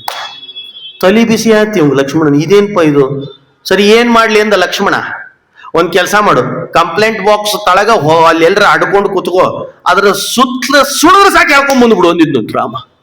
ಅಲ್ಲ ಅಲ್ಲ ಅಲ್ಲ ಮಾಡ್ತೀನಿ ತಡಿ ಹಾಗಾದ್ರೆ ಅಂತ ಒಂದು ಕಂಪ್ಲೇಂಟ್ ಬಾಕ್ಸ್ ಹತ್ರ ಆ ಲಕ್ಷ್ಮಣ ಹೋಗಿ ಕೂತಿದ್ದಲ್ಲ, ಅದ್ರ ಹತ್ರ ಸುಳಿಲಿಕ್ಕೆ ಒಂದು ನಾಯಿ ಬಂತಂತ. ನೋಡ್ರಿ ಹೇಗೆ, ನಾಯಿನ್ನೇ ಕರ್ಕೊಂಡು ಬಂದ. ನೋಡ್ರ ರಾಮ ಕಂಪ್ಲೇಂಟ್ ತಂದೇನಿ ಎಂತಂತೀವ್. ನಾಯಿಗೆ ಅನಸ್ತು, ಹಿಂಗ್ಯಾಕ್ ಮಾಡ್ಲಿಕ್ಕತ್ತಾರ ಇವ್ರು, ಸುಮ್ಮನೆ ನಾ ಕಂಪ್ಲೇಂಟೇ ಹೇಳಿಕ್ ಬಂದೀನಿ ಅಂತ ನಾಯಿ. ರಾಮ ಕೇಳಿದ, ಏನಾಗಿದೆ ಹೇಳು ಅಂದ. ಆ ನಾಯಿ ಹೇಳ್ತು, ಇಲ್ಲ ನಾ ಕಂಪ್ಲೇಂಟ ಹೇಳಲಿಕ್ಕೆ ಬಂದೀನಿ, ಲಕ್ಷ್ಮಣ ಎತ್ಕೊಂಡ್ ಬಂದ, ಅದೊಂದು ಕಂಪ್ಲೇಂಟ್ ಅಂದದು ಮೊದಲು. ನಾ ಕಂಪ್ಲೇಂಟ ಹೇಳಿಕ್ ಬಂದೀನಿ. ಏನು ಅಂತಂದ. ಇಲ್ಲ, ಅಲ್ಲೊಬ್ನು ಹೊಂಟ ನೋಡು ಕಚ್ಚಿ ಹಾಕೊಂಡು ಕಲ್ಲು ಎಸದಾನ, ಅದಕ್ಕೆ ನನಗೆ ದುಃಖ ಆಗ್ಯದ, ಕಂಪ್ಲೇಂಟ್ ಕೊಡ್ಲಿಕ್ಕೆ ಬಂದೀನಿ ಇನ್ನಂತ. ಆ ಕಲ್ಲು ಎಸದವನ್ ಕರೆಸಿದ ನಂತರ ಅವ ತಪ್ಪು ಮಾಡಿ ಏನಪ್ಪಾ ಮಾಡೀನಿ, ಅವಾಗಿನ ತಪ್ಪು ಮಾಡಿದವ್ರು ಒಪ್ಕೋತಿಲ್ದ್ರಿ ಪಾಪ. ಈಗ ಒಪ್ಕೊಳ್ಳೋರಲ್ಲಿ ಈಗ ಅದಕ್ಕೆ ಸ್ಟೇಷನ್ಗಳು ಜಾಸ್ತಿ ಆಗ್ಯಾವ. ಅವ ಅಂದ ಕಲ್ಲು ಎಸದ್ಯಾ, ಕಲ್ಲು ಎಸದೆ ಅಂತಂದಂತು. ಸುಖ ಸುಮ್ನೆ ನನ್ನಷ್ಟಕ್ಕೆ ನಾ ಹೊರಟಿದ್ದೆ, ಕಲ್ಲು ಎಸ್ದ ನೀವ ಅಂತಂದಂತು. ಅವ ಕೇಳದ ನೀ ಕಲ್ಲು ಎಸದೇನು ಅಂದಂತ್ರ ಅಮ್ಮ. ಹೌದ್, ನಾ ಕಲ್ಲು ಎಸ್ದೇನಿ ಅಂದ ಪಾಪ ಅವ. ಯಾಕೆ ಎಸದೀಪ, ನನ್ನನ್ನು ಮುಡ್ತದೋ ಏನೋ ಅಂತ ಕಲ್ಲು ಎಸದೆ ಅಂದವ. ಮತ್ ಜನವರ ಚೇಂಜ್ ಮಾಡ್ಬೇಕಲ್ಲ ಮನಿಗೆ ಹೋಗಿ. ನನ್ನನ್ನು ಮುಟ್ತದೋ ಏನೋ ಅಂತ ನಾನು ಕಲ್ಲು ಎಸದೆ. ಹಾಗಾದ್ರೆ ಒಂದ್ ಕೆಲಸ ಮಾಡು, ನಾ ಶಿಕ್ಷೆ ಕೊಡ್ಲೇಬೇಕು, ತಪ್ಪು ಮಾಡಿ ಅಂದ್ಮೇಲೆ ಶಿಕ್ಷೆ ಆಗ್ಬೇಕು. ಸರಿ, ಶಿಕ್ಷೆ ಕೊಡು ಅಂತ ಕೇಳ್ಕೊಂಡವ. ಯಾರು ಕಲ್ಲು ಎಸ್ದಿದ್ನಲ್ಲ ಕಚ್ಚಿ ಹಾಕೊಂಡವ ಒಪ್ಕೊಂಡ. ಆಯ್ತು, ನೀ ಶಿಕ್ಷೆ ಕೊಟ್ಬಿಡು ಅಂತಂದ. ರಾಮ ಅಂದ ನಾ ಶಿಕ್ಷೆ ಕೊಡಂಗಿಲ್ಲ, ನಾಯಿನ ಶಿಕ್ಷೆ ಕೊಡ್ತದ ಅಂದ. ನೋಡ್ರಿ ಹೇಗಿದೆ, ನಾಯಿ ಶಿಕ್ಷೆ ಕೊಡ್ತದ. ಎಲ್ಲಾರು ಗೊಳ್ಳತ್ ನಕ್ರಂತ. ಇದೇನೋ ರಾಮ ಹಿಂಗ್ ಮಾಡ್ತಿದ್ದಿ, ಕೊಡ್ಲಿ ನಾಯಿನ ಕೊಡ್ಲಿ ಅಂದ ರಾಮ. ನಾಯಿ ಕೊಡ್ತಂತ. ಏನ್ ಕೊಡ್ಬೇಕು ಶಿಕ್ಷೆ? ಒಂದು ಊರ್ನಾಗಿರೋ ದೇವಸ್ಥಾನ ಇದೆಲ್ಲ, ಹಳೇ ದೇವಸ್ಥಾನ ಇತ್ತಂತ. ಅಲ್ಲಿ ಒಂದು ಭಾರಿ ಪುರಾತನ ದೇವಸ್ಥಾನ. ಅಲ್ಲಿ ಇವನನ್ನು ತಗೊಂಡು ಹೋಗಿ ಮ್ಯಾನೇಜರ್ ಮಾಡು ಅನ್ನಂತು, ದೊಡ್ಡ ಸ್ಥಾನಕ್ಕೆ ಕೂಡಿಸು ಅನ್ನಂತು. ಎಲ್ಲರೂ ನಕ್ರು. ಕೇಳಿದ್ರು ರಾಮಗ, ಏನು ರಾಮ, ಏನ್ ಶಿಕ್ಷಾ ಕೊಟ್ಟೆವು ಪದವಿ ಕೊಟ್ಟೆವು ಅಂತ ಕೇಳಿದ್ರಂತ. ರಾಮ ಮತ್ತೆ ನಕ್ಕಂದ, ಅದನ್ನು ನಾಯಿನ ಹೇಳ್ತದಂದಂತ. ನೋಡ್ರಿ, ನಾಯಿ ಹೇಳ್ತಂತ, ಏನಿಲ್ಲ, ಹೋದ ಜನ್ಮದಾಗ ಅದ ದೇವಸ್ಥಾನಕ್ಕೆ ನಾನ ಮ್ಯಾನೇಜರ್ ಆಗಿದ್ದೆ, ಈ ಜನ್ಮಕ್ಕೆ ನಾಯಿ ಆಗೀನಿ ಅನ್ನಂತ. ಅಂದ್ರೆ ಇವನು ಮುಂದಿನ ಜನ್ಮಕ್ಕೆ ನಾಯಿ ಆಗ್ಲಿ, ನಾ ಕಲಿಸಿತೀನಿ ಅಂತದು ಪಾಪ. ಯಾಕು ಅಂದ. ಏನಿಲ್ಲ, ಆ ದೇವಸ್ಥಾನಕ್ಕೆ ಬಂದ ಎಣ್ಣೆ ಪಾಕೀಟು, ಬಂಗಾರ ಬೆಳ್ಳಿ, ಅಲ್ಲಿ ಬಂದ ದೇವಸ್ಥಾನಕ್ಕೆ ಬಂದ ಪದಾರ್ಥಗಳು, ಅದು ಮನಿಗ್ ತಗೊಂಡೋಗಿ ನಾವು ವಿನಿಯೋಗ ಮಾಡ್ತಿದ್ದೆ ವೈಯಕ್ತಿಕವಾಗಿ. ಅದರ ಪ್ರಭಾವದಿಂದ, ಪಾಪದಿಂದ ನಾನಿವತ್ತು ನಾಯಿ ಆಗೀನಿ. ನೋಡ್ರಿ, ರಾಮ ಮಂದಹಾಸಿ ಹೇಳಿದ, ನಂಗೆ ಗೊತ್ತಿತ್ತು, ಅದಕ್ಕೆ ನಾಯಿ ಶಾಪ ಕೊಡ್ಲಿ ಅಂತ ಸುಮ್ಮಿದ್ದೆ ಅನ್ನಂತ. ನಾಯಿ ಶಿಕ್ಷೆ ಕೊಡ್ಲಿ ಅಂತ ಸುಮ್ನಿದ್ದೆ ಅಂತ ರಾಮ ಅಷ್ಟು ಹೇಳ್ತಾನೆ. ಹಾಗಾದ್ರೆ ನಾಯಿಗೂ ನ್ಯಾಯ ತಂದು ಕೊಟ್ಟ. ಅಷ್ಟೇ ಅಲ್ಲ ರಾಮನ್ ಕಥೆ. ರಾಮ ವಿಚಾರ ಬಂದಾಗ ಮುಗಿಯೋದೆ. ಹೇಳಿದ್ನಲ್ಲ, ವೇದವ್ಯಾಸ ದೇವ್ರು ಹೇಳ್ತಾರೆ, ಎಷ್ಟು ಹೇಳಿದ್ರು ಸಾಲಲ್ಲೋ, ಎಷ್ಟು ಹೇಳಿದ್ರು ಸಾಲಲ್ಲ. ಲಕ್ಷ್ಮಣ ಒಂದು ದಿವಸ ಕೈಕೇಯಿಗೆ ಬೈದ್ನಂತ. ನೋಡ್ರಿ ಹೇಗೆ, ಲಕ್ಷ್ಮಣ ಒಂದು ದಿವಸ ಕೈಕೇಯಿಗೆ ಜೋರೆ ಬೈಲಿಕ್ಕೆ ಪ್ರಾರಂಭ ಮಾಡಿದ್ನಂತೆ. ಎಲ್ಲ ಕೈಕೇಯಿಯಿಂದ ಆಗಿತ್ತು. ರಾಮ ಅಂತ ನಿಂತು ಸಿಟ್ಟಿಗೆದ್ದು ಭಾರಿ ಸಿಟ್ಟು ಬಂತಂತೆ ಲಕ್ಷ್ಮಣ. ಯಾಕೆಂದ್ರೆ ಅವಾಗ ಮಳೆ ಬರ್ಲಿಗತ್ತಿತ್ತು, ಎಲ್ಲಿ ಅಡ್ಕೊಳ್ಬೇಕು ಕಾಡಿನಲ್ಲಿ. ಅಷ್ಟೇ ಅಲ್ಲ, ಒಂದು ದಿವಸ ರಾಮ ಅಳ್ಳಿಗತ್ತಿದ್ನಂತ. ನೋಡ್ರಿ ಹೇಗಿದೆ, ಅದನ್ನ ನೋಡಿ ಸಿಟ್ಟು ಬಂತಂತ ಲಕ್ಷ್ಮಣನಿಗೆ. ರಾಮ ಯಾಕೆ ಅಳ್ಳಿಗತ್ತಿ ಅಂತಂದ ಲಕ್ಷ್ಮಣ. ಏನಿಲ್ವೋ, ಯಾಕೋ ನೆನಪು ಬಂತು ಅತ್ತೆ ಅನ್ನಂತ. ಏನ್ ನೆನಪು ಬಂತು ಅಂದ. ಅಲ್ಲಿ ನಂದಿ ಗ್ರಾಮದಲ್ಲಿ ಪಾಪ ಲಕ್ಷ್ಮಣ ಕೂತಿದ್ದಾನೆ. ಪುಟ್ಟ ಹುಡುಗ ಭರತ, ಸಣ್ಣ ಹುಡುಗ ಪಾಪ. ನಮಗೇನೋ ನಡೆದು ಹೋಯ್ತು, ಆ ಹುಡುಗ ಏನ್ ಮಾಡಿದಾನೋ ಏನೋ ಪಾಪ. ಎಷ್ಟು ಚಳಿ ಇದೆ, ಹೇಗ್ ಸ್ನಾನ ಮಾಡಬೇಕು, ಏನ್ ಹಿಂಸೆ, ಯಾವಾಗ ಮಳೆ ಬರ್ತದೆ, ಎಷ್ಟು ದುಃಖ ಆಗ್ತಿದೋ ಏನೋ ಭರತನಿಗೆ ಅಂತ ರಾಮ ಅಳ್ಳಿಗತ್ತಿದ್ನಂತ. ಇದನ್ನ ಕೇಳಿ ಕೂಡ್ಲೆ ಸಿಟ್ಟು ಬಂದದ್ದು ಲಕ್ಷ್ಮಣನಿಗೆ. ಲಕ್ಷ್ಮಣ ಯಾರಿಗೆ ಬೇಕು, ಇದೆಲ್ಲ ಆಗಿದ್ದಿ ಕೈಕೇಯಿಯಿಂದ. ರಾಮ ಕೈಕೇಯಿನ್ ಇವತ್ತೆಂದು ಸ್ಟಾರ್ಟ್ ಮಾಡಿದ್ದಂತೀವ್. ತತ್ತು ಕಾಲದಲ್ಲೇ ರಾಮ ಕೈಕೇಯಿ ಭರತನಿಗೆ ಲಕ್ಷ್ಮಣನಿಗೆ ಅನ್ನಂತ ಬಾಯಿ ಮುಚ್ಚು ಅನ್ನಂತ. ಇವತ್ತಿನಿಂದ ಇವತ್ತೇನೋ ಬೈದಿ ಸುಮ್ನಿದ್ದೇನೆ, ಇವತ್ತಿನಿಂದ ಯಾವತ್ತಾದ್ರೂ ಏನಾದ್ರೂ ಕೈಕೇಯಿಯು ಒಂದು ಚಕಾರ ಏನಾದ್ರೂ ಅಂದ್ರೆ ಇವತ್ತೇ ನಿನ್ನನ್ನು ಅರಮನೆ ಕಳಿಸ್ತೀನಿ, ಎಚ್ಚರಿರ್ಲಿ ಎಂದಿದ್ನಂತ ಲಕ್ಷ್ಮಣನಿಗೆ. ರಾಮ ಎಷ್ಟು ಪ್ರೀತಿ ಇತ್ತು ಕೈಕೇಯಿ ಮೇಲೆ ರಾಮನಿಗೆ ಅಂತ. ಒಟ್ಟಾರೆ ಯಾರನ್ನೂ ದ್ವೇಷ ಮಾಡಲ್ಲ, ಯಾರಿಗೂ ಅವನಿಂದ ಕೆಡಕಾಗ್ಲಿ ಅಂತ ಸರ್ವಥಾ ರಾಮ ಬಯಸ್ತಾ ಇದ್ದಿದ್ದಿಲ್ಲ ಅಂತ. ರಾಮನ ಜೀವನ ಚರಿತ್ರೆ ಇಷ್ಟು ಅದ್ಭುತವಾಗಿದೆ. ಇನ್ನು ಅನೇಕ ರಾಜರು ಸೂರ್ಯವಂಶದಲ್ಲಿ ಬರ್ತಾರೆ. ಭಗೀರಥನ ಕಥೆ ಹೇಳಿದ್ದೆ. ಇನ್ನು ಬಾಹುರಾಜ ಅಂತ ಒಬ್ನಿದ್ದಾನೆ ಸೂರ್ಯವಂಶದಲ್ಲಿ. ಅವನು ಮಹಾನುಭಾವ, ಅವನು ವ್ಯಸನ, ಯಾವಾಗಲೂ ವ್ಯಸನದಲ್ಲಿ ಮುಳುಗಿದ್ದ. ಅರಾಜಕತೆ ಬಂತು, ಬೇರೆ ಬೇರೆ ಬೇರೆ ಎಲ್ಲರೂ ಆ ರಾಜ್ಯವನ್ನ ಕಬಳಿಸಿಕೊಂಡು ಕೂತಿದ್ರು. ಅದೇ ವಂಶದಲ್ಲಿ ಬಂದವನೇ ಸಗರ. ಸಗರ ಚಕ್ರವರ್ತಿ. ಅವನ ಕಥೆನೂ ಬಹಳ ರೋಮಾಂಚನವಾಗಿದೆ. ಸರಿ ಸಾಕು. ಸಗರನು ಕೂಡ ಮತ್ತೆ ಆ ರಾಜ್ಯವನ್ನ ತನ್ನ ಕೈಯಿಂದ ಪಡ್ಕೊಂಡ. ಹೀಗೆ ಸೂರ್ಯ ವಂಶದ ರಾಜರ ಕಥೆಯಲ್ಲಿ ಅನೇಕ ಕಥೆಗಳು ಬರ್ತಾವೆ. ಇನ್ನ ಚಂದ್ರವಂಶದ ಕಥೆಯಲ್ಲೇನೆ ಚಂದ್ರವಂಶದಲ್ಲಿ ಪರಶುರಾಮ ಅವತಾರ, ಭಾರ್ಗವ ರಾಮಾವತಾರ, ವೇದವ್ಯಾಸ ಅವತಾರ, ಹೀಗೆ ಚಂದ್ರವಂಶದಲ್ಲಿ ಆಗುವ ಅವತಾರಗಳು. ಅಲ್ಲಿ ಕೃಷ್ಣಾವತಾರ ಅಂತ ಹೀಗೆ ತಗೊಳ್ತೇವಿ. ಅಲ್ಲಿ ಬ್ರಹ್ಮನ ಮಕ್ಕಳು ಅತ್ರಿ, ಚಂದ್ರ, ಬುಧ, ಪುರೂರವ, ಆಯುರಾಜ, ನಹುಷ, ಯಯಾತಿಗೆ 5 ಮಂದಿ ಮಕ್ಕಳು. ಹಿಂಗ ಇದು ಚಂದ್ರವಂಶ ಪ್ರಾರಂಭ ಆಗಿಬಿಡುತ್ತದೆ. ಈ ಚಂದ್ರದ ವಂಶದಲ್ಲಿ ಒಬ್ಬೊಬ್ಬ ರಾಜರ ಕಥೆಯು ಕೂಡ ಬಹಳ ರೋಮಾಂಚನವಾಗಿದೆ. ಅದನ್ನ ನಾಳೆ ದಿವಸ ಚಂದ್ರವಂಶದ 2 ದಿವಸ ರಾಮ, 3 ದಿವಸ, 2 ದಿವಸ ಚಂದ್ರ, ಕೊನೆಗೆ ಕೆಲವು ಅವತಾರಗಳ ಚಿಂತನೆಯನ್ನ ಹೇಳಿ ಮಂಗಳವನ್ನ, ಯಾಕಂದ್ರೆ ಅವರು ಚೆನ್ನಾಗಿ ಕೊಟ್ಬಿಟ್ಟಿದ್ದಾರೆ. ನವಮ ಸ್ಕಂದ ಅಂದ ಮೇಲೆ ಸೂರ್ಯವಂಶ, ಚಂದ್ರವಂಶ, ಮಹಿಮೆಗಳು, ಅವರ ರಾಜರ ವಿಶೇಷತೆ, ಪರಶುರಾಮ, ರಾಮ ಇವರ ಅವತಾರಗಳ ಚಿಂತನೆಯನ್ನ ಕೊಟ್ಟದ್ರಿಂದ ಅಷ್ಟು ಕೆಲವು ಅವತಾರಗಳ ಚಿಂತನೆಯನ್ನ ನೋಡಿಕೊಂಡು ನಾಳೆ ನಾಡ್ದ ದಿವಸ ಆ ಕಥೆಯನ್ನ ಹೇಳೋಣ ಅಂತ ಹೇಳ್ತಾ ಇವತ್ತಿನ ಈ ಭಾಗವತದ ಕಥೆಯನ್ನ ಗುರುಗಳಾದ ಪರಮ ಪೂಜ್ಯ ವಿಶ್ವೇಶ ತೀರ್ಥರು ನಿನ್ನೆನೆ ಹೇಳಿದೆ, ಪಂಚಮ ಪರ್ಯಾಯ ಮಾಡಿದ ರಾಮ ಜನ್ಮಭೂಮಿಯಲ್ಲಿ ರಾಮನನ್ನ ಆಗಲೇ ಪ್ರತಿಷ್ಠೆ. ಏನಾಚಾರ ಆಗಲೇ ಪ್ರತಿಷ್ಠೆ ಅಂತಿದ್ದೀರಿ ಅಂತ ಕೇಳಿದ್ರೆ, ರಾಮ ಜನ್ಮಭೂಮಿಯಲ್ಲಿ ಇದ್ದ ಕಟ್ಟಡ ನೆಲಸಮ ಆಯಿತು. ಅಲ್ಲಿದ್ದ ಅಧಿಕಾರಿಗಳೆಲ್ಲ ಎಲ್ಲರೂ ನಡೀರಿ ಊರಿಂದ ಅಂತ ನಿಂತರು. ಎಷ್ಟೋ ಜನ ರಕ್ತಪಾತ ಆಗಿ ಹೋಗೇ ಬಿಟ್ಟಿದ್ರು. ಇವರನ್ನ ಕಾರಾಗೃಹ ಅಂತ ಮಾಡಿ ಒಂದ್ ಕಡೆ ಕೂಡಿಸಿದ್ರು. ಹೊರಡ್ರಿ ಅಂತಂತಿದ್ರು. ಎಲ್ಲರೂ ಅಶೋಕ್ ಸಿಂಘಲ್ಲು ಅವರೆಲ್ಲ ಇದ್ರ ಆ ಕಾಲದಲ್ಲಿ. ಸ್ವಾಮಿಗಳಿಗೆ ಎಲ್ಲರೂ ಹೊರಡ್ರಿ ಅಂತ ಕೆಲವು ಪ್ರಮುಖರನ್ನ ಆ ಊರಿನಿಂದಲೇನೆ ಹೊರಗೆ ಹಾಕಿಬಿಟ್ರಂತ. ನಡ್ರಿ ನೀವು ಅಂತ, ಇಲ್ಲಿ ಇರಬೇಡ್ರಿ ಅಂತ. ಆ ಕಾಲಕ್ಕೆ ಪರಮ ಪೂಜ್ಯ ನಮ್ಮ ಗುರುಗಳು ಒಂದ್ ಮಾತಾಡಿದ್ರಂತೆ. ಅಧಿಕಾರಿಗೆ ಹೇಳಿದ್ರಂತೆ, ನಾನು ಈ ಊರಿಂದ ಹೊರಗೆ ಹೋಗ್ಬೇಕಾದ್ರೆ ಆ ಜಾಗದಲ್ಲಿ ರಾಮನನ್ನು ಕೂಡಿಸೇ ಹೋಗೋದು ಅಂತ ಹಠ ಮಾಡಿದ್ರಂತೆ. ಅದಕ್ಕೆ ಆವಾಗ್ಲೇ ಕೂಡಿಸಿದ್ದು ಅಂದಿದ್ ನಾನು. ಅವಾಗ ಒಂದು ಜೋಪಟ್ ಪಟ್ಟಿ ಹಾಕಿ ಒಂದು ಕರಿ ಶಿಲೆ ರಾಮ, ನೀವು ನೋಡಿರ್ತೀರಿ, ಆ ಕರಿ ಶಿಲೆ ರಾಮನನ್ನ ಅವತ್ತು ಅಲ್ಲಿ ಇಟ್ಟು ಬಂದ್ರಂತೆ. ಎಂಥ ಸೇವೆ ಇರ್ಲಿಕ್ಕಿಲ್ಲ ರಾಮನ ಸೇವೆ. ರಾಮನ್ ಕತೆ ಬಂತಾದ್ರಿಂದ ಹೇಳ್ತಿದ್ದೇನೆ. ರಾಮನ ಸೇವೆ ಮಾಡಿದ, ನಿಖರ ಸೇವೆ ಮಾಡಿದ, ನಿಜವಾದ ಸೇವೆ ಮಾಡಿದ ಗುರುಗಳು ಅಂದ್ರೆ ನಮ್ಮ ಗುರುಗಳು. ಅವತ್ತಿನ ದಿವಸ ಅವಾಗ್ಲೇನೆ ಆ ಕರಿ ಶಿಲೆ ರಾಮನನ್ನ ಅಲ್ಲಿ ಕೂಡಿಸಿ, ಆವಾಗ ಅವ್ರು ಹೇಳಿದ್ರಂತೆ, ಕೂಡಿಸಿದ್ರೆಲ್ಲ ಇನ್ ನಡ್ರಿ ಅಂದ್ರಂತ. ಆವಾಗ ಮತ್ತೆ ಹೇಳಿದ್ರಂತೆ ನಮ್ ಗುರುಗಳು, ಬರೀ ಕೂಡಿಸಿ ಹೋಗಂಗಿಲ್ಲ, ದಿವಸ ಒಬ್ರು ಪೂಜಾ ಮಾಡ್ಬೇಕು, ಲೋಕಲ್ ಆಚಾರ ನೇಮಿಸ್ರಿ, ಆಮೇಲೆ ಹೋಗ್ತೀವಿ ಅಂದ್ರಂತ. ಒಬ್ಬ ಆಚಾರ್ಯರನ್ನ ಪೂಜೆಗೆ ನೇಮಿಸಿ ಪ್ರತಿನಿತ್ಯ ಅದೇ ಜೋಪಡ್ ಪಟ್ಟಿಯಲ್ಲೂ ಪೂಜೆ ಆಗ್ಲಿ ರಾಮಂದು, ಹಾಗೆ ಹೋಗಲ್ಲ ನಾನು ಅಂತ ಆ ರಾಮನನ್ನ ಅಲ್ಲಿ ಪ್ರತಿಷ್ಠೆ ಮಾಡಿಸಿ ಪೂಜೆ ಮಾಡಿಸೋ ಹಾಗೆ ಮಾಡಿ ಅಷ್ಟಕ್ಕೆ ನಿಂದಿರ್ಲಿಲ್ಲ. ಕೋರ್ಟ್ನಲ್ಲಿ ವಾದ ನಡೆದಾಗ ಇದೊಂದು ಪಾಯಿಂಟ್ ಆಯ್ತಂತ. ಯಾಕೆಂದ್ರೆ ನೂರಾರು ವರ್ಷಗಳಿಂದ, 50-60 ವರ್ಷಗಳಿಂದ ರಾಮನ ಪೂಜೆ ನಡಿಲಿಕತ್ತದಲ್ಲಿ, ಆದ್ರಿಂದ ಅದು ರಾಮ ಜನ್ಮಭೂಮಿನೇ ಹೌದು ಅಂತ. ಯಾಕಂದ್ರೆ ಯಾವ ಕುರುಹನೇ ಇದ್ದಿದ್ದಿಲ್ಲ. ಒಂದು ನಿಯಮ ಇದೆ, ನಿಮ್ಗೆ ಗೊತ್ತಿರ್ತದೆ, ಉಳುವನೆ ಆಳುವವ ಅಂತ ಹೇಳಿದ ಹಾಗೆ, ಯಾರು ಆ ಜಾಗಕ್ಕೆ ಆಕ್ರಮಿಸ್ಕೊಂಡು ಕೂತ್ಕೊಂಡ್ಬಿಟ್ಟಿರ್ತಾರೆ ಬಹಳ ವರ್ಷದಿಂದ, ಅದು ಅವ್ರ ಅಂತ್ಯ ಆಗ್ಬಿಡ್ತದ. ಬೆಂಗಳೂರಲ್ಲಿ ಇಂಥ ಒಂದು ಪ್ರಸಂಗ ನಡೆದಿದೆ. ರಾಗಿಗುಡ್ಡ ಅಂತ ಕೇಳಿದ್ರೆ, ರಾಗಿಗುಡ್ಡ ಅಲ್ಲಿ ಆಂಜನೇಯ ದೇವಸ್ಥಾನ ಇದೆ. ಅದು ಕ್ರಿಶ್ಚಿಯನ್ನರು ಅದನ್ನ ಆಕ್ರಮಿಸ್ತಿದ್ರಂತ.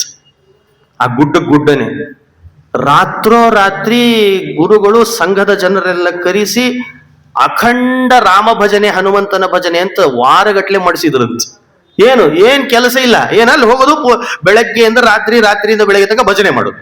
ಒಂದ್ ದಿವಸ ರಾತ್ರಿ ಒಂದು ಹನುಮಪ್ಪನ ತಂದಲ್ಲಿ ನಿಂದ್ರಿಸಿದ್ರಂತ.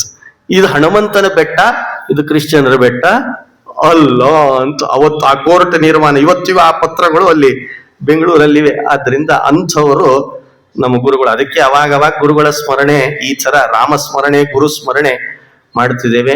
ಅಂತಹ ಗುರುಗಳ ಅಂತರ್ಗತನಾದ ತೊರವಿಗಲ್ಲಿ ರಾಘವೇಂದ್ರ ಸ್ವಾಮಿಗಳು, ಅವರ ಅಂತರ್ಗತರಾದ ಮುಖ್ಯ ಪ್ರಾಣದೇವರು, ಅವರ ಅಂತರ್ಗತನಾದ ಲಕ್ಷ್ಮೀ ಸಹಿತನಾದ ಶ್ರೀನಿವಾಸ, ತದಭಿನ್ನನಾದ ಇವತ್ತು ಭಾಗವತ ಪ್ರತಿಪಾದ್ಯನಾದ ಪರಮಾತ್ಮನ ರೂಪ ಅಂತ ಹೇಳಿದ್ರೆ ಅದು ಶ್ರೀರಾಮ. ಅವನ ಪಾದ ಕಮಲಗಳಲ್ಲಿ ಇವತ್ತಿನ 4 ವಾಕ್ಕುಸುಮಗಳನ್ನು ಸಮರ್ಪಣೆ ಮಾಡ್ತಿದ್ದೇವೆ. ಶ್ರೀ ಕೃಷ್ಣ ಅರ್ಪಣಮಸ್ತು.